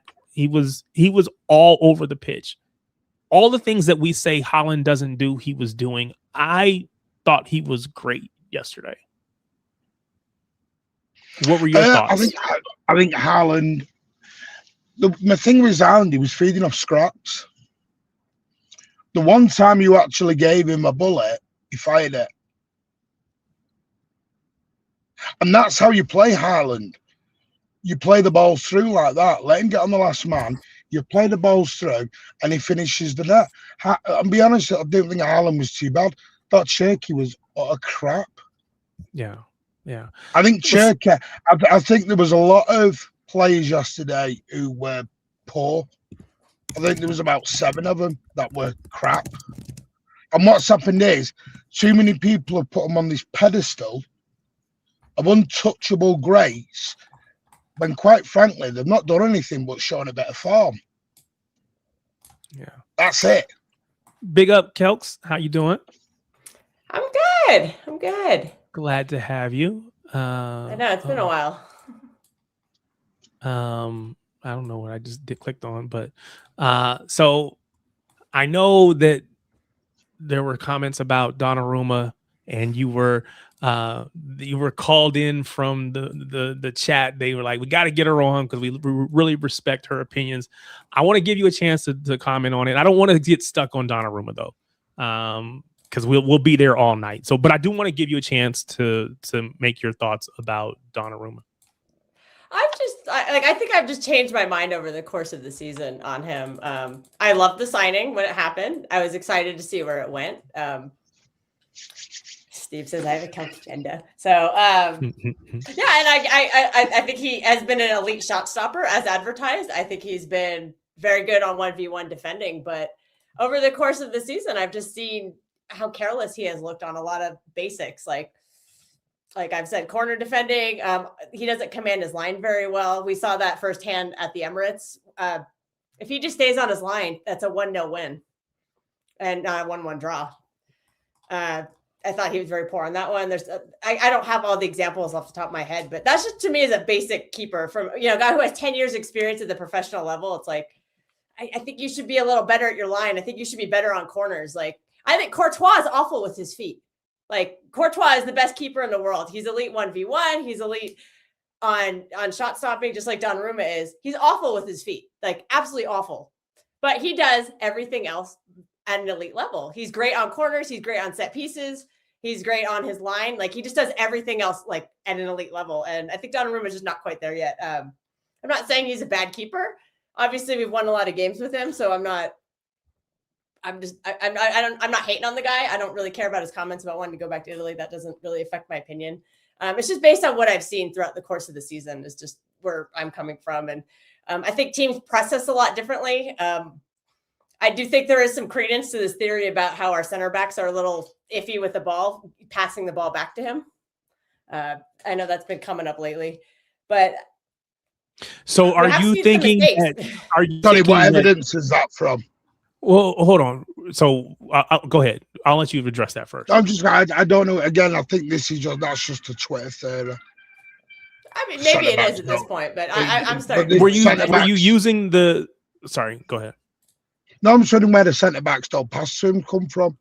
Well, she didn't say they don't pass to him, but they have to think about bad decisions because they're trying to do too much because they know he's poor with his feet. So they're thinking maybe I should just take care of this. And that's causing them to make a mistake. Like Mark Gahey was a perfect example of that. Like I don't know what he was doing on that. Like, I get it. It's a mistake, but it was Donnaruma's fault because of Max. I don't know. So no, it's not Donnaruma's fault for Mark. Mark Gahey made the mistake, right? But what I will ask the question, and no one will ever know.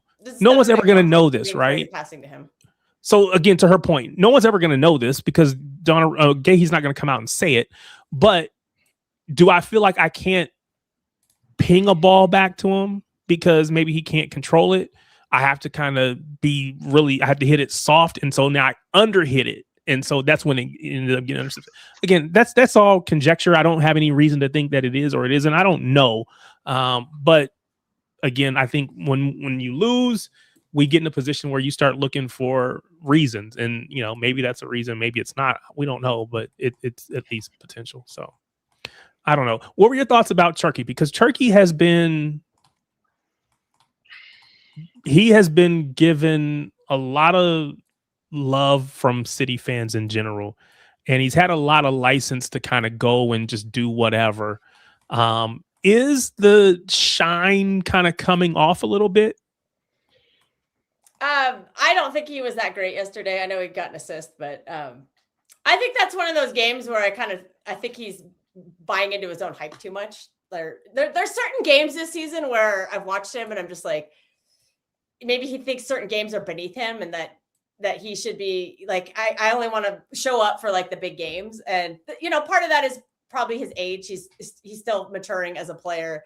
I just didn't think he had a great game. And maybe he just thinks his shit don't stink in certain games and certain matchups. And I'm hoping that's something Pep can coach out of him. I'm hoping he learns how to get better at that. Cause I think he has all the tools to become an elite player, but he's just, he has to put in some work to get there. And he's just not quite there yet. And his off ball work is terrible. And I think that was a big reason why our midfield got completely overran yesterday. The whole midfield, I thought all three of them were just completely soft. And Everton are a very tough physical team. And maybe this is not the game to start Cherki as a 10 because you needed an extra body in there. Yeah, no. I just think that it hit him off ball. Just he's not there yet. And he kind of needs to be carried by, better players behind him. And they weren't there yesterday. So the midfield just got completely dominated physically. And it was really hard to watch. Like, it was just bad. All three of them were just awful. So for me, I don't think an improvement Kovac came in either. I thought he was really terrible off ball. When who came in? Kovac, when he came in, I don't think he was any better than Nico G. Off ball. Off ball. Obviously, he had a great assist. That was the was ball very he good. played. Off He ball, played that was ball. awful. He played that ball twice. One didn't come off, but then the second one he made the assist. So yeah, no, which I was surprised because I made jokes about Kova a couple years ago, and I was like, he didn't have a creative bone in his body, but I was proven wrong. So big ups to him. But all right, so let's. I see Oriano coming on. We'll get him on. Hopefully, Oriano, you on there? You caused this for your Donnarumma stuff. Well, that's why we're not going to talk about. You're bringing all the Donnarumma haters We're into the show. we're sending out the bat signal first. We are. But the we one thing are I will say, moving on. We're moving on from Donnarumma. Tariq, I will say, you notice language used on certain players that are protected a bit more. He's young. He can get coached. He can do this. He's Donnarumma, just crap. Well, 22 versus 27. Professional experience. He's been at the top level for 10 years, and he's won major tournaments, and he's considered one of the best in the world. So I think you can judge him a little harsher. If we're gonna call him world class, then I think we can be a little hard. We can. Mine is saying that because of what I said about Nico G. What'd you say, Oriano? I remember saying Nico G is really coachable, so that's why he's saying it. Oh well, maybe everyone's coachable. But the Yashin award winner. The Yashin award winner is not coachable. Well, I would like to see him get better at that. And I haven't this season so far. So is there any coaching going on? I just think the cons outweigh the pros. Like, he struggles in too many aspects. Like, if we're buying it for the shot stopping, and we know that he's so bad with his feet. I don't want him to be bad at claiming the ball. Commanding his box, that just makes it worse. So that's it. That's all I think. Doku yesterday scored 2 goals. They were almost mirror images of each other, both kind of curving, bending balls. He hit one with his left, one with his right. Is that something that we think we'll see more of, or is that it was there that day, but because we're not seeing that consistently out of him, right? If we were, he'd be the best in the world. Do we think he has that in his locker and he just he's going to continue to show that we're going to see that more? Or do we think that was just a one-off? A good comment from Dart. No, I think he has it in his locker. He can strike the ball pretty good. It's just he doesn't get into the positions enough. I think he needs to start getting into the positions enough. Yeah, when he gets to come inside, he seems to get in those positions more. But he's been asked I to be on the touchline quite a bit. I saw someone say on Twitter that we should put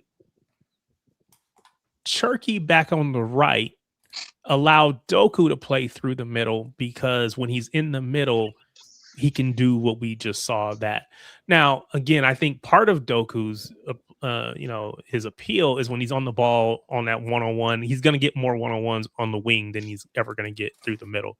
And he can take them, beat that person to the byline and play that ball across. That feels like I'm playing FIFA and I can just move people around and switch positions and all that kind of stuff. I don't know that do you think that would work? Does anybody advocate for that? And moving inside? I mean, moving Doku inside. Having a balance of that is good. Because it mixes it up, yeah. Because I think it makes him less predictable. He has more options in the middle. Yeah, and it's a way to kind of if they're trying to double team him out wide, then he could kind of. But I wouldn't put Cherki back as like a touchline winger though. No. I think because you're just limiting him. People just struggle as touchline winger. Every time we force someone to be a touchline winger, it seems like they struggle. Yeah, no matter what side, he's a midfielder. Player. I think Savinho is probably the only one who doesn't really struggle when asked to be a touchline winger. Yeah. Martin, did you go to the game the other night? Were you at the match? No, I'm going to Bournemouth. Okay. So watching the match, I saw City fans at the end were down 3-1. 68 minutes in, I think it is. How many? Let me see. No, it would have been 81 minutes in. And people started heading to the exits. They started walking out, and then a minute later, Holland gets his goal, and then everybody stops. we criticize other fan bases for that kind of behavior. Were they leaving or were they going to were they getting a beer? Nah, they were I don't know leaving. what time the beer stands close. So I don't know. Because you can't bring the beer back to your seat in the UK anyway, right? Yeah. So maybe they were just getting a drink and like watching from the concourse where they were allowed to drink beer. It could have. I don't know. The way it was presented. Now again, I only see what the cameras and the TV tells me and shows me. But it was basically they were headed out. We got the goal and they stopped and kind of turned around. Is that how do we stop that? And maybe we don't, because again, you want to get home. You got it's a Monday night. You got to go to work the next day. Yeah, I was shocked. It's very. I don't like it. That's what Dodger fans do in America. Listen, I'm going to say it, and I've said this a long time, and I'll get killed for it. Don't think it should be done. It shows a very entitlement, but I think entitlement's crept into our fan base anyway. At the minute, I think we've become a very impatient, and this is all football fans, by the way. I think football fans have become very impatient, very entitled bunch of fans. I don't like for the ones to get a bit of away tickets, they are your loyal bunch that have been at Villa when we came back from 2 down. We're at QPR, we're at Wembley. I was a bit shell shocked they left. To be totally honest with you, very, very shocked. So I know somebody who was there said they were shocked, and there was words exchanged in the stand. Listen, I'll say this: no Gallagher always leaves early. I've been sat bang in front of no Gallagher at away games. He always leaves early. I think he leaves early because he's either going somewhere probably else within the ground, or because he's avoiding the mad rush at the end. No Gallagher always leaves early. That makes sense. He's a celebrity. He's a celebrity. Yeah, he's a celebrity. Yeah. Yeah, he just does. He's always done that. But no, I'm just gonna. I just think yesterday was poor. There was a number of players. I thought the back line was crap. Mm-hmm. I think too many people have put Ruben Diaz. The disrespect on Ruben Diaz's name in the last couple of months has been beyond sickening for me. It's because they want Hussein to be in the team. The way people are moving Gavardio to left back just to suit, it's like because But then on the other side of the coin, I think what I saw today. So hold on. Can I stop you? Because like you said, and I think Kelt said this on Twitter last night. Oh yeah, because I was one of the people that said is there a chance that when he comes back that he plays at left back, because we brought in Gehi and we got whether it's Diaz or Kusanov, whichever, and maybe you want to get all of them playing minutes. So I said, well, maybe we play Vardy at left back and then keep Gehi or whatever. Not because I think that he's not good enough or these other players are better, but just you get all of them on the pitch at the same time. That was my thought. Now, maybe other people have said it other ways, but I would be surprised. So I just put a new poll out there. Is the league done, or is there still a chance? If you think the league is done, if you think the league is done and Arsenal are champs, go ahead and give them the trophy now, then hit 1. If you think that no, there's still some more twists to come, then hit 2. Martin, is the league done? Probably. I need a yes or no. I can't give a yes or no because it's not in our hands anymore. I can't foreshadow West Ham United. If you think that they're going to drop points, then there's still some twists to come, and I would say no. It's not done yet. I think West Ham is the final opportunity to drop any points. I agree with that. There's no other. But the thing was, I keep saying it, and I've been saying this on my channel for a month since we got into this situation. 1 game at a time. Too many people were getting carried away with treble stuff, and I did it a bit of a joke for a couple of days, but then I was like, 1 game at a time. Let's see where we land. But people have got. I'll be straight with you. I think some people got a bit into the Arsenal camp. They got a bit cocky and a bit arrogant. And we had the greatest players in the world. We had the second best CDM in world football behind Rodri. We had the best centre back in the world. We had the best number 10 in the world. We had the best everything in the world. And I'm like, you're doing what Arsenal are doing. Stop. We can't sit there and telling Arsenal fans to be humble. And then we're doing silly gimmicks like bottles and everything else to camera and giving it the large one to everyone else, because it's going to come back and bite you in the arse. And we've got to be, we've got to stop this. To me, it's one game at a time and see where we landed. There was even winning last night wouldn't have won us the league because we still got to go away to Bournemouth. That, by the way, keep winning and have not lost since January. Yeah. I'm sorry, but there's a sense of entitlement coming to our fan base.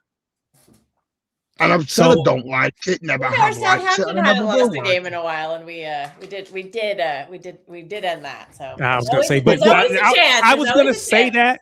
I was going to say that, but then I was like, well, but they're championship versus PL, but it's still the fact that they had been beat Arsenal, so they're not. They had been on a good winning streak or unbeaten streak, and we ended that. We could do the same. Now, my question is, or to your point, right? You said that Arsenal, the only chance they have to drop points is West Ham, which is their game coming up on Sunday. They have West Ham, and then a week and a day later on Monday the 18th, they play Burnley at home. And then the final day of the season, they play Crystal Palace away. So you think Crystal Palace and Burnley, there's no hope there. Burnley because they're not good enough. Crystal Palace because I'm assuming you think they're already on the beach at that point. Yeah, I think, isn't there, I don't know when the Conference League final is, so I don't know what that, because they're still, I think they made, or we'll find out this week if they made the final or not, but they. Yeah. I would imagine they're either hungover from that or preparing for that. So I don't. Although there's the aspect. I mean, it's a very slight chance that maybe they'll want to. If they do, if it is before and they do win the Conference League, maybe they'll fight really hard for Oliver Glasner's last game. But then we have that issue with Areola at Bournemouth's last game, so we have the same potential obstacle. But if we're looking for hope, that's your glimmer of hope. So, can I just go on to last night? I didn't, because I'll be honest, like I said, I thought Backline was poor, thought Bernardo was poor, Nunes was poor, Kushinoff was poor, Gay, bright lights. What's happening today is bang. Which he didn't perform well. That's happened with him. So he didn't perform well against Real Madrid either. But he's also been here for 4 months. Yeah, he made really good plays earlier in the match. He just made the mistake in that one moment. Yeah. And it overshadows everything else. It led to a shot. Remember when Donnarumma had that save towards the end of the half? It was because he got beat really badly 1v1 for pace. But I have the question for you too. Out of the two center backs we played last night, who would you expect to handle that situation better? A Husanov, who is 21 years old, or Mark Gahey, who has he's played in a European final. He's been a mainstay for his team for several years. Judge Mo, appreciate you. Captain a team to a trophy last season. So who would you expect to handle that kind of game? Better yesterday. What European finals he played in? The Euros. Did he play? Yeah, he started that game. It was him and John Stones. Well, that was the Euros. 2024. Him and who would I expect? Probably Gay, but I thought Kushinoff was worse last night. Don't think Kushinoff had a good game from start to finish. Okay. But I mean, I don't think Kuznetsov was great. But I think again, he's a young lad. Mistakes. I would have expected Gahey to be better. Levels. I would have expected, to your point, Youngster, I would have expected Gahey to be out of those two, I would have expected Gahey to handle that situation better. He's the more mature, more experienced, and he's been, captain for his club before. I would expect him to be able to handle that. And again, I think for most of the match, he played decent. That again, not great because he wasn't perfect because he had some other mistakes. But yeah, that mistake was just it was. Yeah, no, I agree, but I think that mistake has been. There's some difference. This is what I say about, because like I said, some players are beyond criticism right now. Beyond it, because what has happened is people have put them on a level. I've seen 3 or 4 players today get a lot of stick. So Gay's one, Semenyo got a load of stick for some reason. So I want to talk about this. Yeah. Because I want to talk about that. Games now, though. So now I don't want to pull out a look where some are from and look where the players who get the sticker from card, but it keeps happening. Oh, you're talking about the English thing? Yeah, I think there's an English hate going on. So that's possible, but I also want to talk about. I think that's massive. Yeah, and I want to know. Fair. I think the critique is fair because we're commenting on his like. But you're not because you're sticking a shield around Kushinoff. You won't say Kushinoff was poor. Kushinoff was poor. Say it.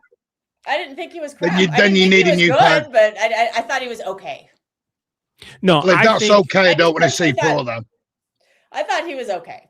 I didn't think it was a great game. Protection FC. Protection FC. No, I think he was not great. When you talk about Foden, then he was not great. Foden's done far more than anyone's ever done. Well, yeah. So okay, we're not gonna argue this. I'm protecting mine. Lord mercy. I'll do it. But he's not your player, and Foden's not my player. So I want to ask this question because this don't is know who you are or I am. Of course not. But this is my question. How do you know? there was a release from the club that talked about and I'll read it. Manchester City strongly condemns the racist abuse directed towards Antoine Semenyo at yesterday's match. We welcome the swift action taken by Everton and the police to identify the individual responsible. We are also incredibly disappointed to hear that Mark Gahey was subject to a series of vile racist social media posts last night.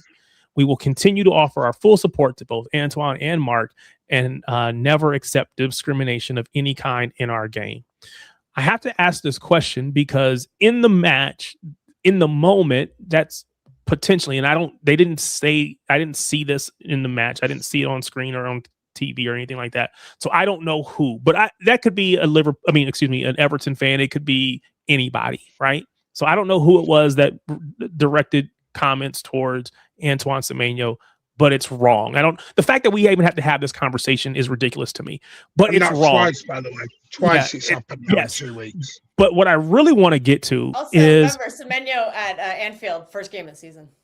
What I really want to get to though is the Mark Gahey problem, because Semenyo in the moment in the match could have been an Everton fan. To me, and this is how I'm interpreting this, and maybe I'm wrong, and if I'm wrong, people will tell me I'm wrong. But I'm interpreting Gahey getting what did they say? A series of vile racist social media posts last night. That to me is probably City fans, and that is disappointing. I think there were some people shouting at Doku after the game too when he was getting on the bus. I saw the clip, but I didn't quite hear it. But somebody in the that doesn't make any sense to me because I didn't think it was like, first of all, racism makes no sense, period. But it wouldn't have made any sense to get on Doku because the man scored 2 goals and he saved us a point. What I don't understand, and you can be disappointed. You can be disappointed with. And there's the Don Arsenal fan who has. I've never been on a stream with Don, but he's got Don's profile pic, which is funny to me. Anyway. Racism in general is ridiculous to me. I don't understand it. I wouldn't have understood it, period. If you're upset with Gahey, he made a mistake. You think that it cost us the game. Be upset. That's fine. If City fans resorted to racism, that I that really bugs me because I thought we were better than that. Why shouldn't? Because people are I don't people. think they are City fans. But but why else would anybody else get in his comments? I don't know what I think it's weird to even comment on players' photos anyway. So I'm already like not understanding. Now, what I will say is I went to his comment, or I went to his picture that he posted because he said, "Hey, well, wasn't good enough last night. I'll learn. I'll be better. Whatever," something to that effect. And the comments underneath it were, and I didn't go through all of them, but about 90% of them were positive. Hey, keep your head up. It's going to be okay.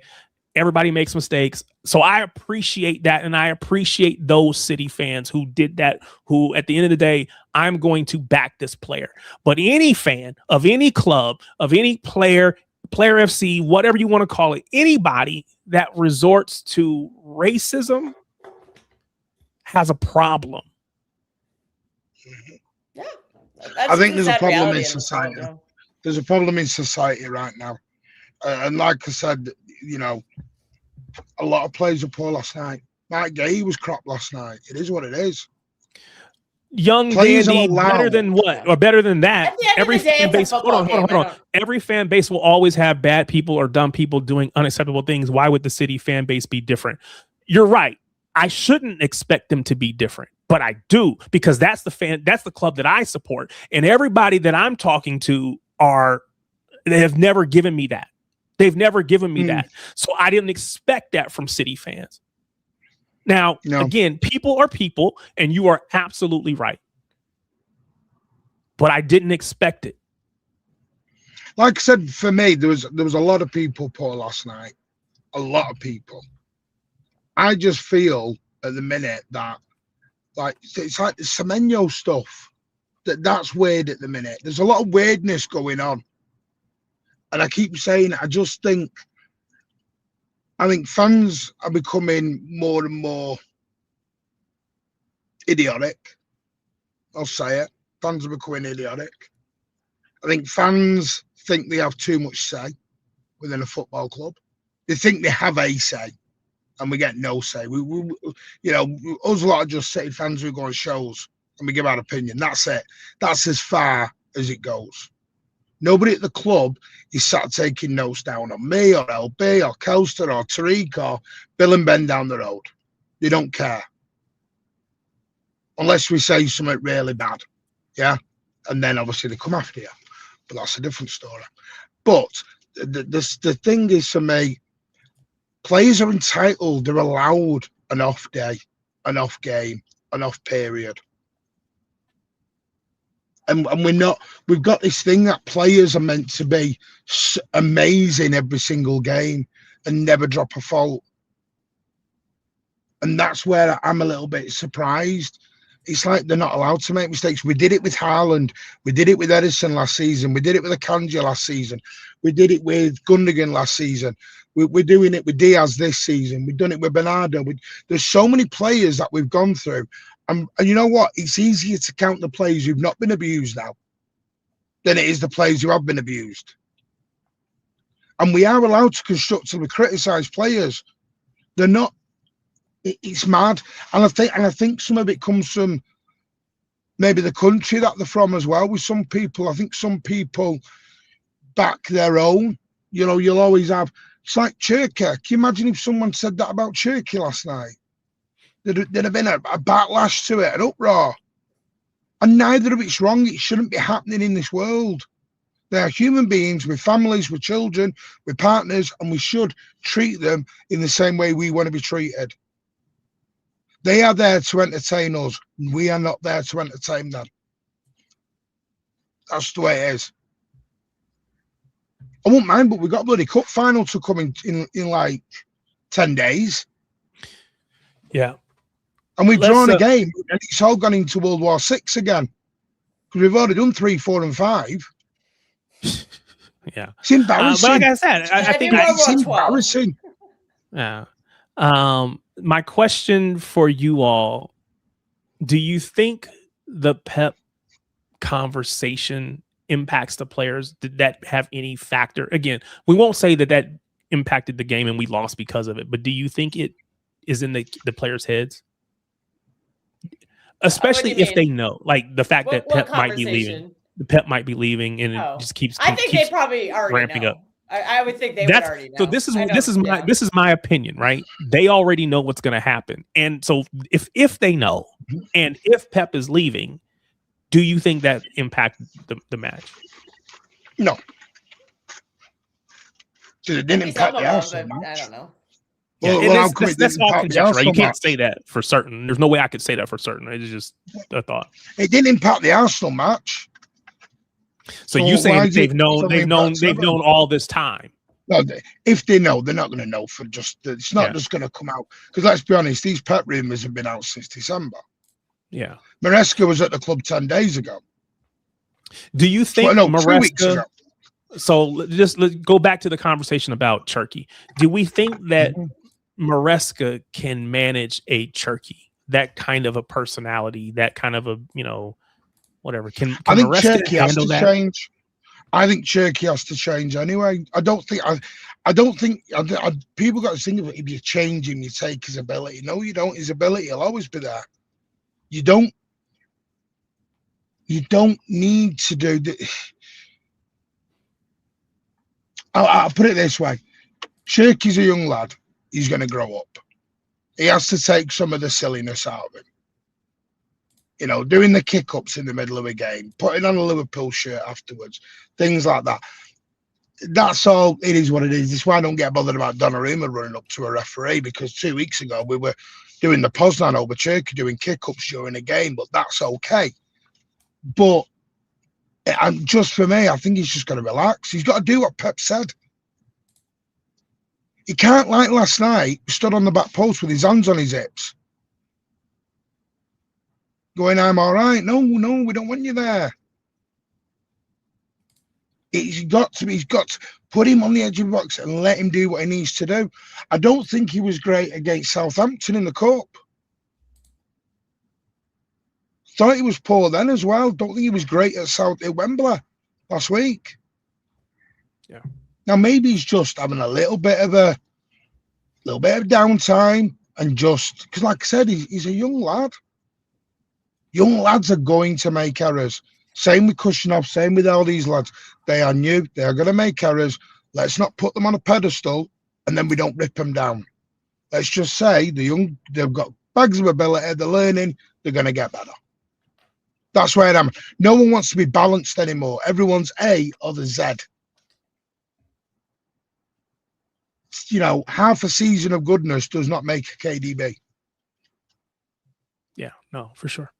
No, I think that's fair to say that there's still the consistency that we want to see out of him, because that's where I am. So I saw this tweet from Opta Joe, or it was a retweet, or from one of the aggregators who pushed it. But Man City have now dropped the joint most points from winning positions in the Premier League since the turn of the year. We've dropped 12, level with Tottenham and Newcastle. That's a very disheartening stat. And we've known it because it was, we had that spell when we were dropping points left, right, and center earlier in the season. So not surprised. But when you think about 12 whole points that we were in possession of and we gave them away, give us half of those points. Just give us 6 of them. Yeah, we would have run away with the league. Yeah. I'll be honest, I just don't think we're ready for the league. I think it's a young team that is learning. And that's why, listen, I was happy with the League Cup and us finishing second. I could still walk away with 2 cups and finishing second. Yeah, if you give me 2 cups, that's a great season. Yeah. That's a great season for me. Got to remember, we've got 15 new players. No one buys 15 players and they all gel automatically. Yeah, but we have to put it together, though. We can't keep doing this. We did it last year. We did it this year.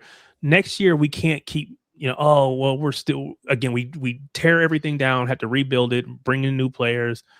at some point they need to gel. We need to be able to count on them because, again, 12 points is not.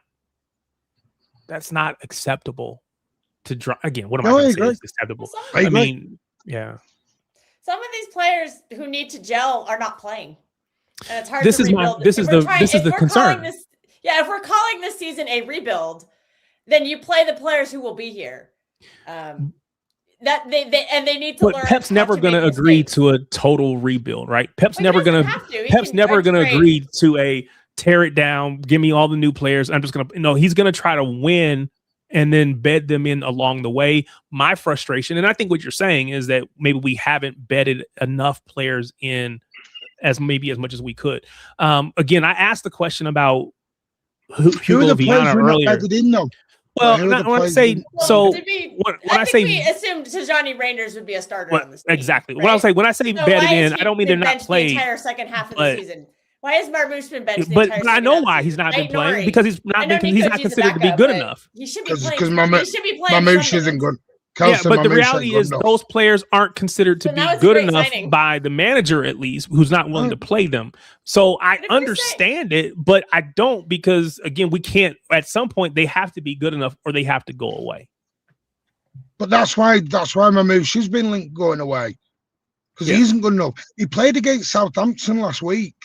But even Reinders too. Before then, he's been playing 5 minutes a game. He hasn't had a run out. Like I think before that, so would you Newcastle? Right. So are you going to be the one to say drop Haaland then? I'm not saying drop Haaland, but Haaland doesn't have to play every single minute of every single game. He's not going to. Yes, he does. He does. No, he doesn't. He's a human being, and human beings have to. Can you tell me a manager who doesn't? Name me one manager who doesn't play their top players. So. The only time you take Haaland off the pitch is if you have a big enough lead.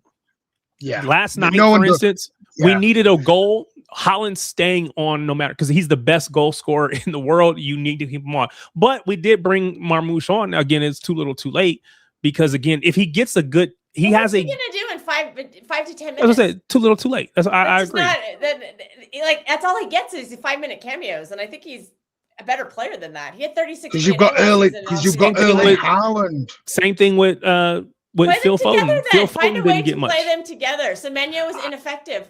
Yeah, I think. I think Semenyo probably could have come off earlier. You said there were 7 players on the pitch who were awful yesterday, or I don't remember exact number. I don't. Semenyo wasn't one of them. Out. Semenyo wasn't one of them because I don't think the bench is good enough.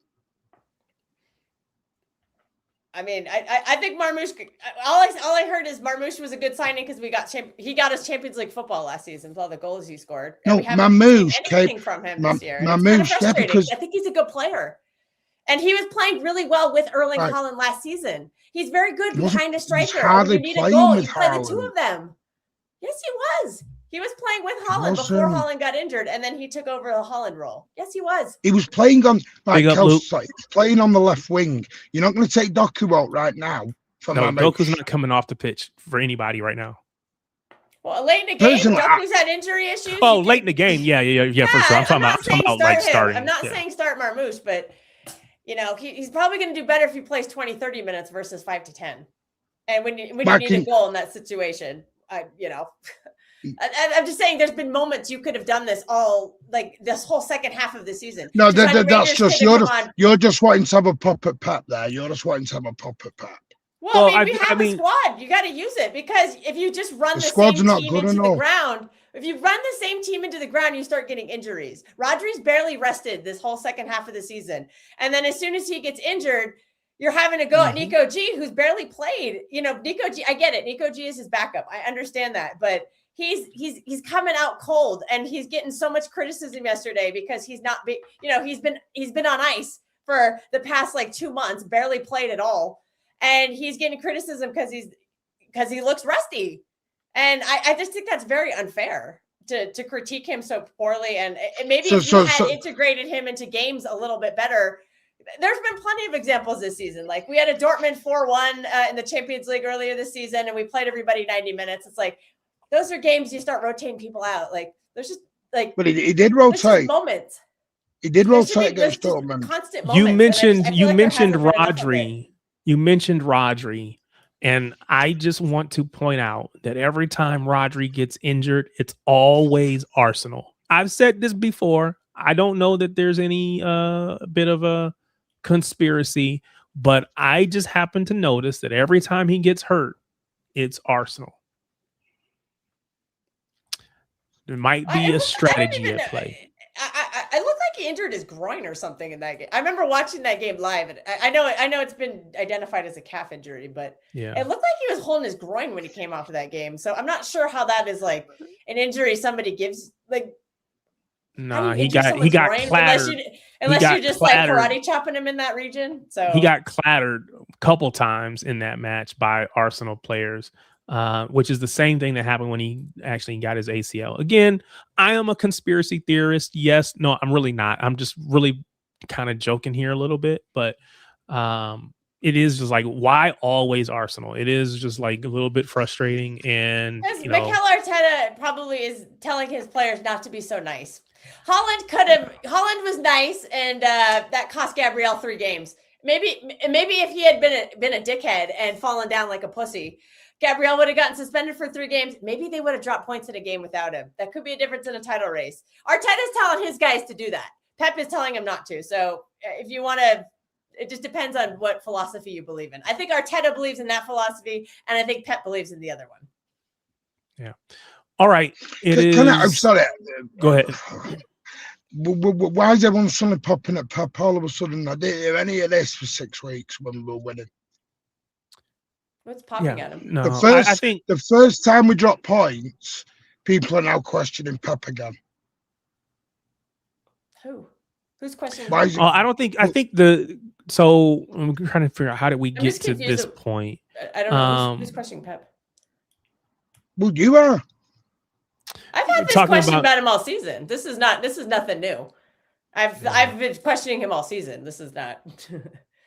I mean, like I've had a lot of question marks this season. Like, obviously, I'm an idiot on the couch. I've never. Pep has forgotten for more football than I will ever know in my life. But based on what I observe, like I'm expressing my opinion based on what I observe, and I feel like that we could have been rotating our team a bit more, because we've seen a lot of players get really tired when they play every single game. We saw it in the first half of the season. Remember, we had that 8-game win streak. We were just playing that. Everyone's just like, we can't make any changes because we can't break up a winning team. And then Nico O'Reilly got burnt out. Phil Foden got burnt out. Holland looked very tired. Jeremy Doku got injured. Rodri was injured during some of that time as well. So I feel like if you had just managed the players a little bit better, maybe you could have prevented some of these things. Obviously, Nico G's played 400 minutes over the season more than Rodri. Yeah, and the only reason is because Rodri's been injured, and maybe if you if you had managed both of them a little better, maybe Rodri wouldn't have gotten injured. Again, I will point to Arsenal and say that it's their fault. I don't care what happens. No, but let's move on, because again, we're not going to get stuck here, and we're already 2 hours, 15 minutes in. I do want to ask this question as we come to a close here in a little bit. We saw today that, and I said this earlier at the beginning of the stream, Phil Foden is getting his contract. Everything seems to be on track for him to sign till 2030, with an option for a final year at 2031. In addition, we also saw that Gvardiol is getting closer to extending his contract, also lining up with that 2030, with an option for 2031, aligning those with Phil. I know there was a lot of controversy around Phil getting a new contract.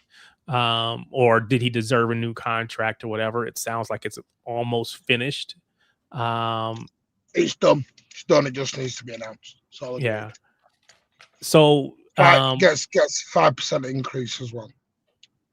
So 5% does not take him to that 300. I don't believe. No, I think which is where the number of the people with 5% at 225. Yeah, about 240. Like 230 or so. I'll calculate it. 230, 240, yes. Which I'm fine with, right? I wanted him to be a part of City for his entire 235, life. Yeah, 235. 235, 240. Take that. You deserve that. Go ahead, do that. But what I think the issue was, people were under the impression he was going to get 300, and nobody wanted to see that. Now, it sounds like Gavardiol is on track for a big increase, and I don't know. Let me see if I can figure out what he's making.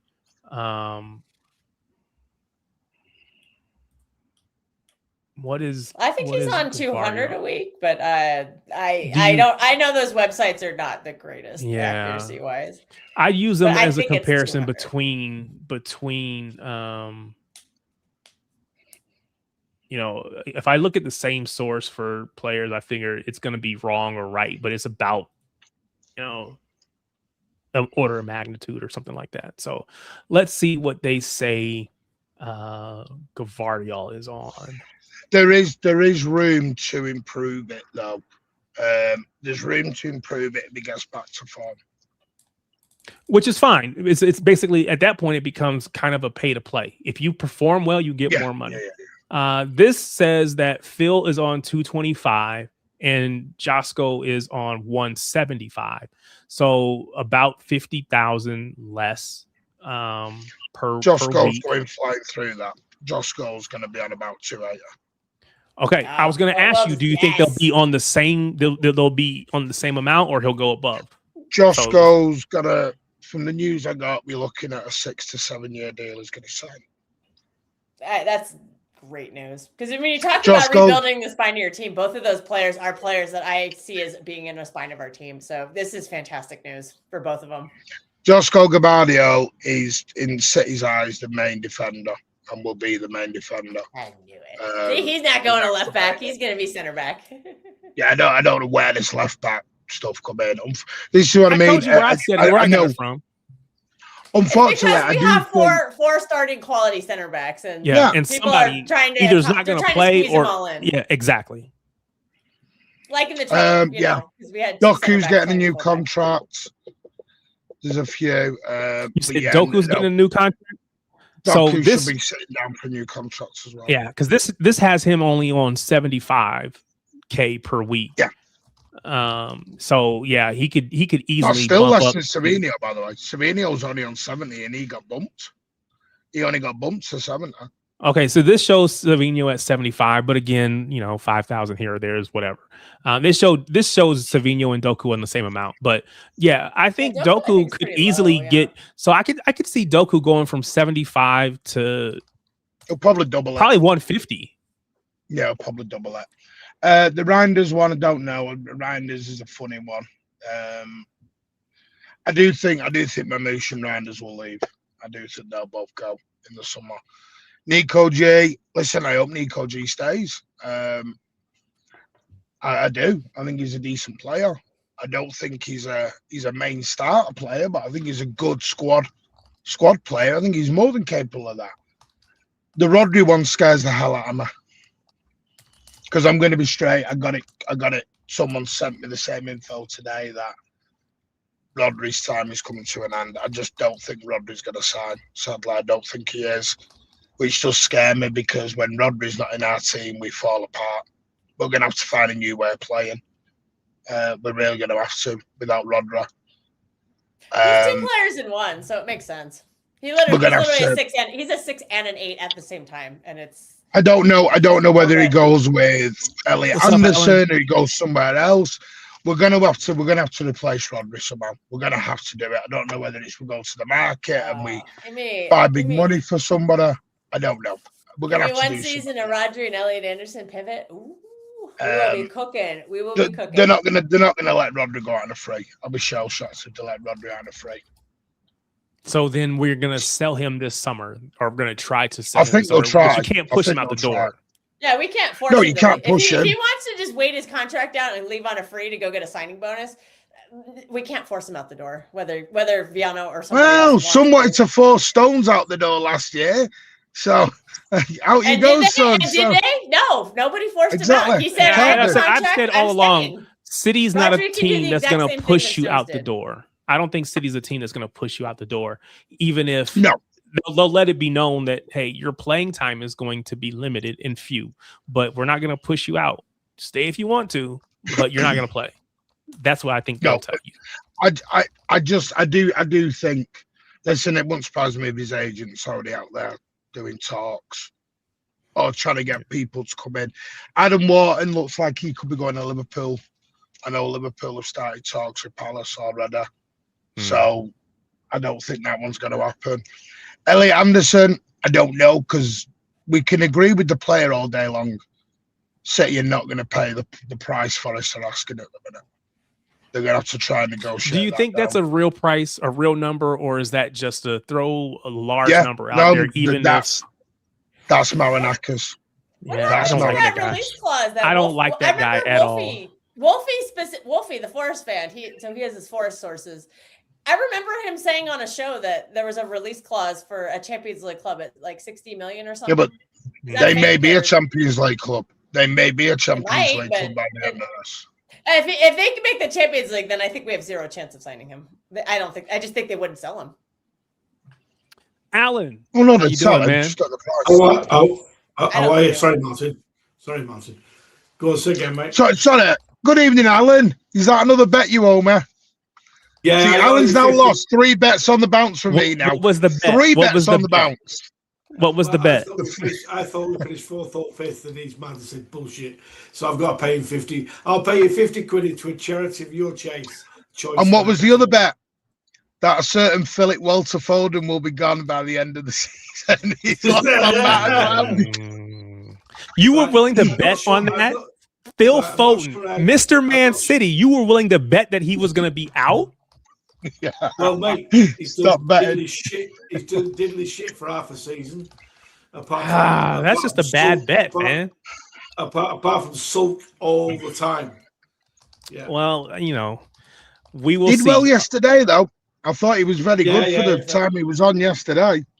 Yeah, I'm hoping that if you get this behind him, because what I saw, and I have to go back and look to see, because November was when he was in like his best. He was playing his best football, like November, early December. And what I read was that was kind of when he was having the conversation with the Rafaela, the agent lady, to say, "Hey, I want to go, or not. I want to go, but I want a new contract. I want you to represent me, but I want to stay at City." So maybe getting this behind him will be good for Phil. I think he needs to move away from his mother as well. That helps. That'll help. How do you know anything about his mother?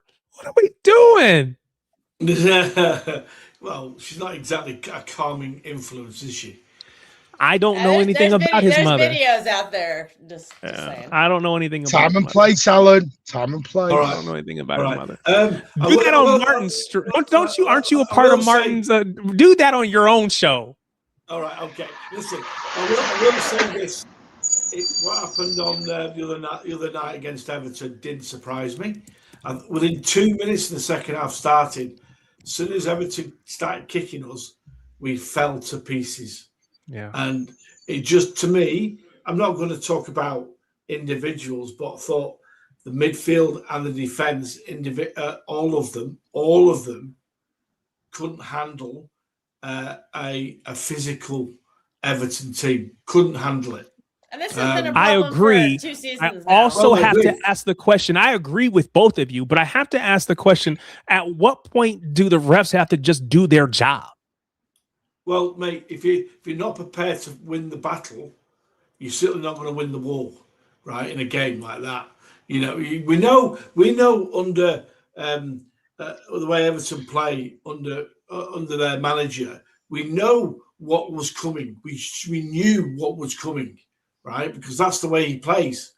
So you have to be prepared to win the battle. And I hate to say this, we were soft. You can't win a battle when the referee doesn't send players off. Rodri in there too. I don't think Rodri would have been able. Rodri by himself would not have overcome the 3 of them. Yeah, but I just don't think it would have. With all due respect, in the summer, moving forward, we have to rectify our midfield. It's not strong enough. It isn't. Now, I don't know what that was. Years. I know. I don't know what who was. We're talking about Elliot Anderson. Whether he's good enough for Man City, I don't know. Whether he's overpriced, which I think he is, 125 million. 125 is overpriced. I don't care who you are. Oh, massive. Is he worth paying that for? No, under no circumstance. So if that's what they're asking, we have to move on and find somebody else. Okay. So let me ask this question. Who that is, I don't really know. Yeah, let me ask this question because we don't have Morgan Gibbs White is a whole very lot of time. physical, nasty midfielder. I think everyone was crying over him last time. He would. I think if you had someone like him in the team yesterday, maybe with Nico G, then maybe that wouldn't have been so soft. But Nico G is. I don't think he's as soft as some people do. I think we all agree that our midfield he can be a little soft sometimes. Yeah. But, what did you think about our midfield when it was KDB, David Silva, and Fernandinho? What did you think about our midfield then? It was a lot stronger for starters and a lot more. And David Silva wasn't backwards about coming forwards about getting stuck in when he needed to, right? But he's not a physical, imposing dude. He's not an imposing presence. I know. But his elite technicality could overcome the. Yeah. And also midfields were not that physical back then, if I'm remembering correct. I don't think they were that physical now. Now everybody's a bruiser. Kel, all I'll say to you is David Silva was massively competitive. Massively. Sure. Right? So and it's I can't hear you, Martin, because you're on mute. Yeah, sorry, I've got to kick back, but where's this? We've just done about how many games did we go to read without conceding a goal? I have to look at it. Yeah. Was it about 5 or 6 games? Yeah, it was something like that. Here, I'll tell you right now. The midfield's become softer when Rodri's come out of that. Let's just face fact. I think that's a fact. It just is. I think Rodri covers the deficits of a lot of players. So this is my point. People aren't going to like this. People think I've been having a go at Nico G. I'm not. Nico G is not a tackler. Never has been. He's a ball passing fella. He's not a tackler. That's not his game. He's a number 8. He does win a lot of duels. He does win a couple, quite a bit of duels. He wins a lot of duels. Yeah. He doesn't. He actually, no, when you look at his, Kelster, the stats show he doesn't win a lot of the duels. I think if you look at the season stats, you'll see that he's probably. There was a game. There was a play last night. There was a play last night where I think he turned the ball over. So first of all, but then he hustles back and he gets the tackle in to win the ball back. So I got to give him credit for winning the ball back. I wouldn't have wanted to give it away to begin with, but I've seen him, make really good and be physical, make tackles in the midfield, whatever. Again, I'm not going to sit here and tell you he's the best. To me, you know what I felt? That 13 minutes of madness yesterday, it was chaos, right? We lack someone who's calm, like a Gundo type person. When we have those moments in a game, when the other team physically get on top, which happens a lot, right? Who can keep the ball, pass it, remain calm. And because Gundo used to come on and do that for us, and he did every game, right? We lack that type of person because what he did yesterday was expose our back four, and they couldn't handle the pressure. They couldn't handle it. No, they couldn't. That was the problem last season too. Exact same. Yesterday looked like a game from last season. Yeah, a weak midfield that was easily exploitable and an unprotected back line. What I'll say to you is, after 2 or 3 minutes in the second half, you could see it coming. Yeah. You could. But hang on. No, the first half we were good. Yeah, we were, and it just completely. I don't know what happened in the second half. I agree. We were very good in the first half. No. In the first half, they were physical because that was the first half when Doku should have got sent off. In the first half. Yeah. City, I don't buy into this physicality thing. No. Well, we got bullied in the second half, and I don't know what the difference was. They changed their tactics. I think they also must have changed their tactics a little bit too. We could give the other team some credit for adjusting. Yeah, we can't. We were great in the first half. In the first half, there was a stat that come up. We'd done like 98 passes. Yeah. They'd done 11. Yeah, I know. We were doing them all over the pitch. Yeah, we dominated. There was nothing to do with softness. We just switched off. We got the 2 people that can remain as calm. Gundo's gone now, so you can't have him, right? Yeah, you've got big up Governor.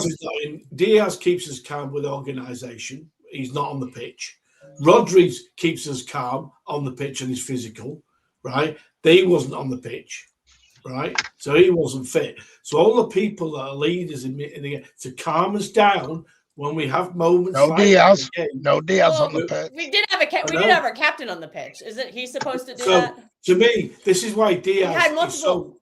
Sorry. Go ahead. It was literally panic, panic, panic, panic. As soon as they conceded that goal, it was literally 13 minutes of pure oofing the ball and panicking. It was. Even but when I'm that confused why this has happened. Bernardo is our captain. He's on the pitch. He's right in the middle of everything too. Erling Haaland is part of the captaincy group. He's on the pitch. Donnarumma is a captain for Italy, and he is considered a leader. He's on the pitch. Mark Gahey was a captain at Crystal Palace. He should have his head, he's on the pitch right there. So those are 4 out of the 11 that I see as leaders and part of a leadership group, because we mentioned other players who weren't the captain. There were 4 of them. So I'm confused at why it's why is it falling apart when you have a lot of leaders on the pitch? Elster, you need to keep the ball when you have tight moments like that, and we fail to do that. Okay, you have to have calm players to do that, and none of the players that were on that pitch are calm enough. They're not.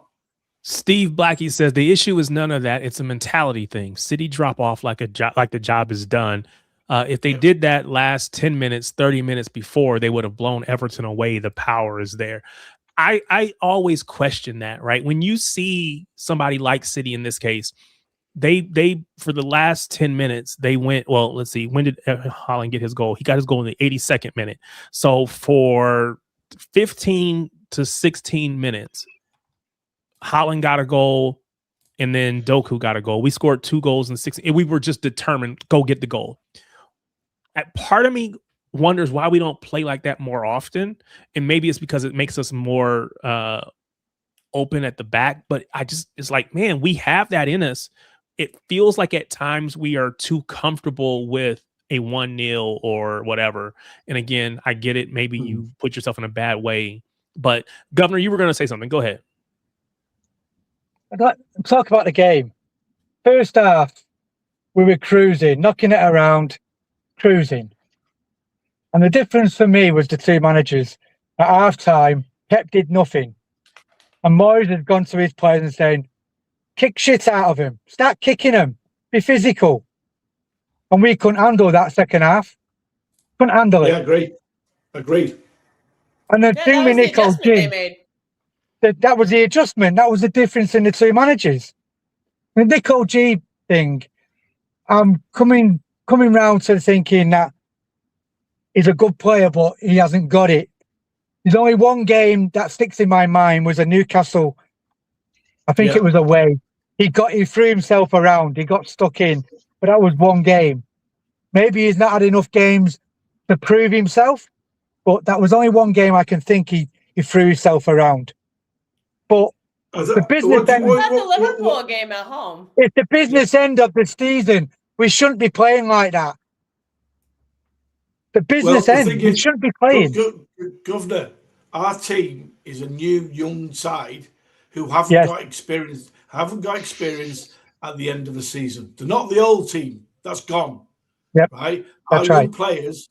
young players have a lot to learn yet. Yep. And that message that was sent yesterday, we should sit back and think, all right, we can't let this happen next season. We can't. So what do we do to make it stronger and calmer? What do we do? All right. Yep. Now, if that means losing individuals to the transfer market, so be it. But it's about what we do to bring players. Pep is a technical manager. He's not a rough and tumble type manager. So he's not going to change that. He's not going to. I don't think he needed to change. I don't think he needed to change anything, Alan. No, he didn't, because we're cruising. Martin, where I'm coming from. He could have responded earlier, though. What do we do in the summer to get the right sort of individuals in? What do we do? The reason why I don't think it was physical, because Everton were physical in the first half. Again, I'll go back to the Doku challenge that we all. They couldn't get the ball off us, Martin. They couldn't get the ball off us, Martin. Well, we had like 8% possession. Right. It was insane. That doesn't mean they can't be physical. They were physical from minute one, Everton. Yeah, they were. And we dealt with it fine in the first half. What it was in the second half, we just stopped for 20 minutes for whatever reason. I don't know whether it's mentality. I don't know whether it's the throws. I don't know. I'm not. My issue is again. This is my. I think we're going A to Z again. For 5 weeks, we've been saying this team is amazing and this, that, and the other, and now we're back to we're weak and we're meant. Everyone, it's baby in bathwater job again. Inexperience. That's what it is. We're still unbeaten since January. Yeah, through the season, Martin, it has been not a constant thing, but it's happened in about 5 or 6 games where we have been bullied through the middle. So is it league or bust? Is it league or bust? Because I feel like because we may not win the league, Martin, this is what's we rebuild. We're in the middle of a rebuild. Right, I know right, that. Alan. Yeah, right, that's okay, that's my point.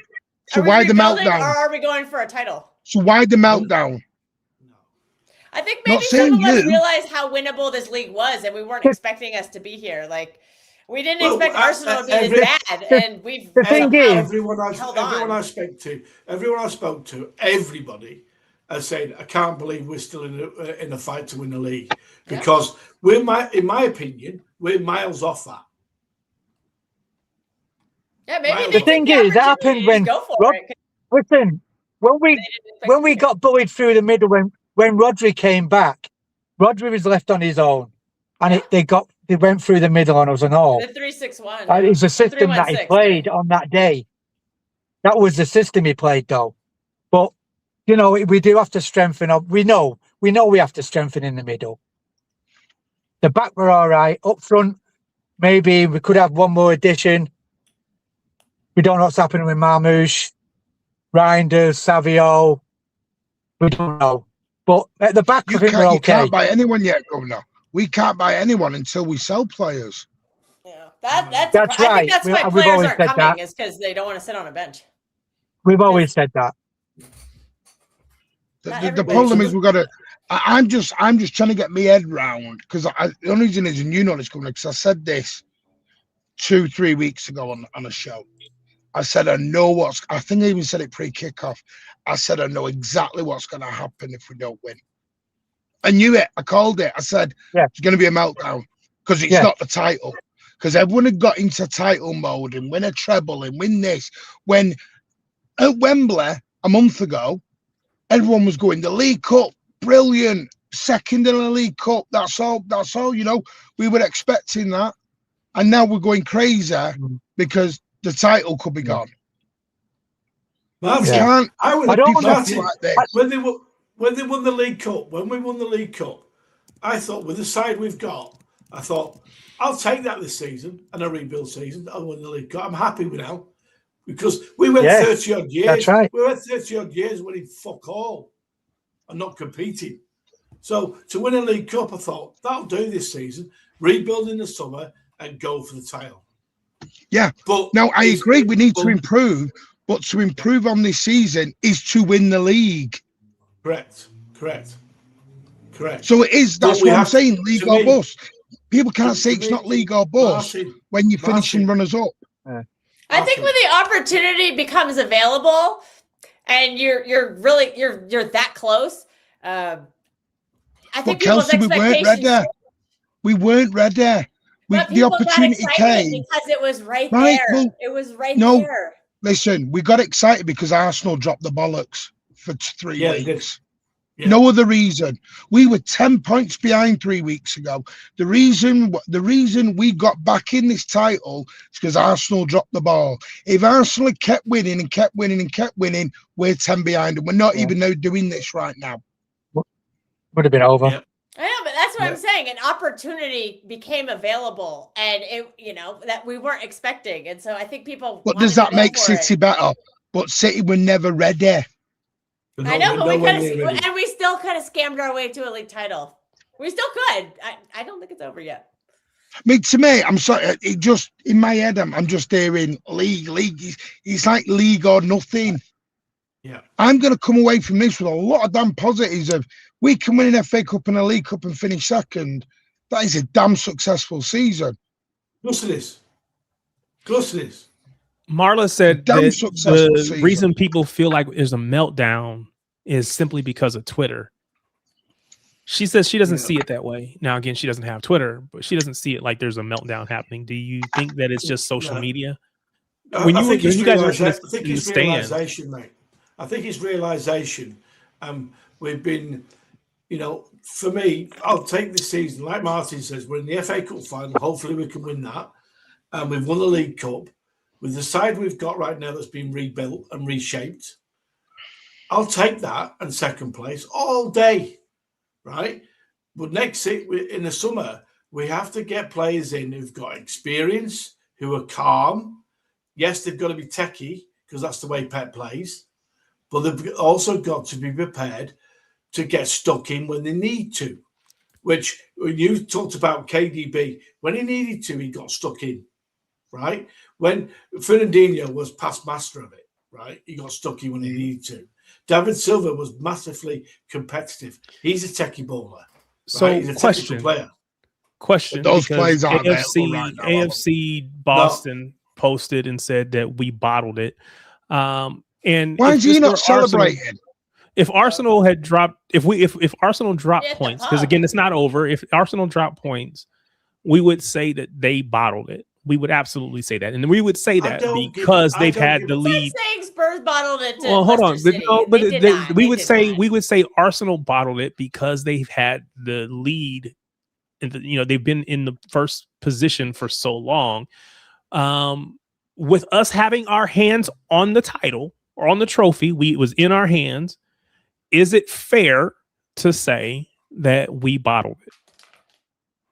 No, I don't think. First of all, I don't think it's over yet. But secondly, even if we do lose it, were we on the lead? Martin, I see goals scored for a couple of days. Martin says 6 days at top. That's Yeah, we spent 6 days at the top of the league. How the hell have we bottled anything? Yeah, I think it's a good thing. If you're an Arsenal fan, of course you want to say that. 6 months. But listen, reality Arsenal fans shouldn't even be on a City channel. They should be in a pub celebrating. Don't say that. Don't say that. There's a bunch of people here. I want them to be here. As a matter of fact, all of you folks that are here, including my guy AFC Boston, I want you to do me a favor. As you can see at the bottom of the screen, I am trying to get to 500 subscribers. I think I didn't look today. Last time I looked, I was about 65 people away from hitting 500. So I need 65 of you to do me a favor and hit the subscribe button. You hear every week, some of you. If you're not, you should be. You should be here every Tuesday night at 6:30. So come on over. Go ahead, hit that subscribe button. Hit the little bell icon so you'll know when it is, so you don't ever forget. And just do me that favor. And you can come over here and tell me how I bottled it. If by chance it ends that the league and you guys win it, you can come over here every day all through the summer and tell me we bottled it. I won't even complain. I'll just appreciate your subscription. Now, you can't do that if you don't subscribe. But if you subscribe, you can say whatever you want to. We are going to get out of here in just a moment. I'm going to give these guys one last chance. Want to say little last comments, and I'm probably going to regret this. But Martin, anything you want to say before we get out of here? What do you mean you're going to regret it? Well, because we're going to get stuck on a topic that goes for 15 more minutes. And I'm hungry. I need to eat. Listen, it is what it is. 4 games to go. Should we carry it on over to City Fan TV? No. I'm gonna be every single game. Over, I would. I don't know how. I don't have enough people to do that. That's fine. I'm going to be every single game. I'm going to Bournemouth away, going to the cup final. I'm just going to enjoy it. Yeah, I'm going to enjoy it, and what will be will be. Yeah. It's gone 2 a.m. We were supporting Terrence. No excuse. Others get subbing. Appreciate it. Thank you. Austin says, any updates on Doku and Gavardiol contracts? We talked about Gavardiol. Actually, we touched on both of them. We believe that both of them will be getting a contract. Gavardiol, I saw on social media. Martin, so the ITK Martin, told us that Doku is there just about too. So, one more thing. Sorry, can I be shameless? You're good. Go ahead. Can I just absolutely. be shameless? Be shameless. For all those people who told me I was lying over Phil Foden's contract. What did they think you were lying about? That he was going to get another contract? He wasn't getting a contract. I'm telling lies. I know nothing. I get told nothing. Blah blah blah. So I didn't. For me, there was never a way that he was not going to get another contract. Again, this guy he's Mr. Man City, whether he's the best player or not, but he's kind of the face. He's the kid that came up through the academy. Has he got more money or same money? 5%.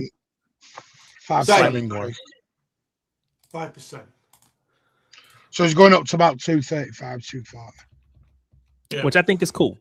I'm good with that. And it's 4 years plus 1. It's 5 years. It's 5 years in total, but 4 years of it, and the option is the 5th year is an option.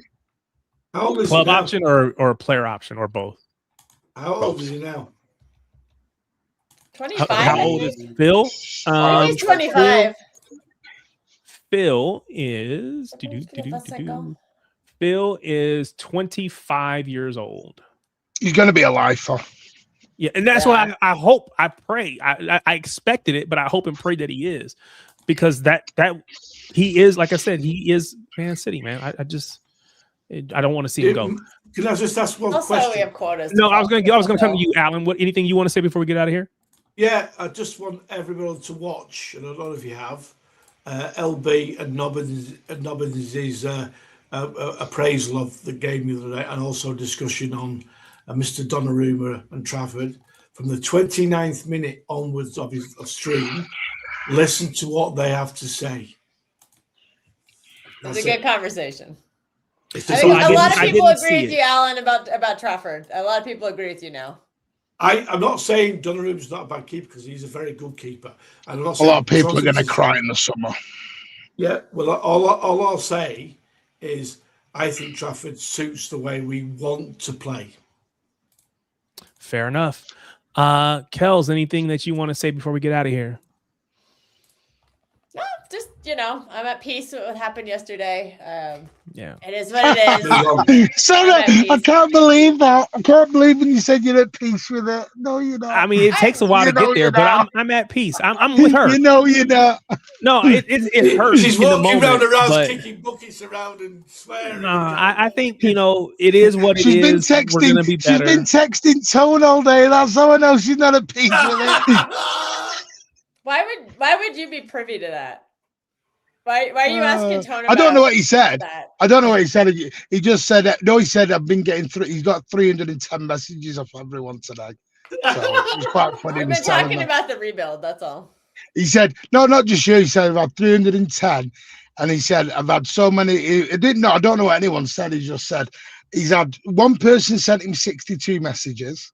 Someone sent him 54. I'm like, what the hell?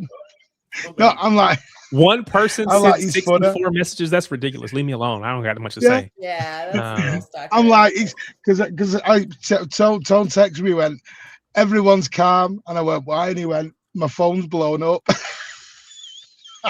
I went, okay. Darsh doesn't believe you, Kels. He says you're not at peace. Magnus says in pieces, maybe. So no one believes you. I hope you're doing good. Steve says, what in the world? Steve says, at peace or taking the peace. Which he means taking the piss. Yeah, that's what I was gonna say. Maybe he's just playing on the words there. Can you imagine when she's not at peace? If you want to see me not at peace, there's plenty of video evidence of me melting down during streams, multiple streams, watch logs, reactions. There's plenty of evidence. So, but it is. It's okay to be emotional. Everyone's emotional, and we're allowed to be emotional. That's why we love the game. Yeah, I was definitely emotional in the moment, but at the end of the day, I'm okay. I'm flying to Manchester on Thursday, so I'm quite excited. Are you? Yeah, I'm going to the Brentford game. I'm excited to get back to Manchester. Yeah. So you're going to a game before Alan does? Ooh, shots fired. All right. With that being said, we're going to go ahead and get off of here. And thank you, everybody, for joining in, for watching, for listening, for everybody that came on the stream and, help to drive the conversation. Thank you so much for everybody that's been in the chat. I'm stalking you, Steve Black. You all are the MVPs. You guys make this so much fun. You keep it going. You have so much for me to kind of play off of, and so I appreciate it.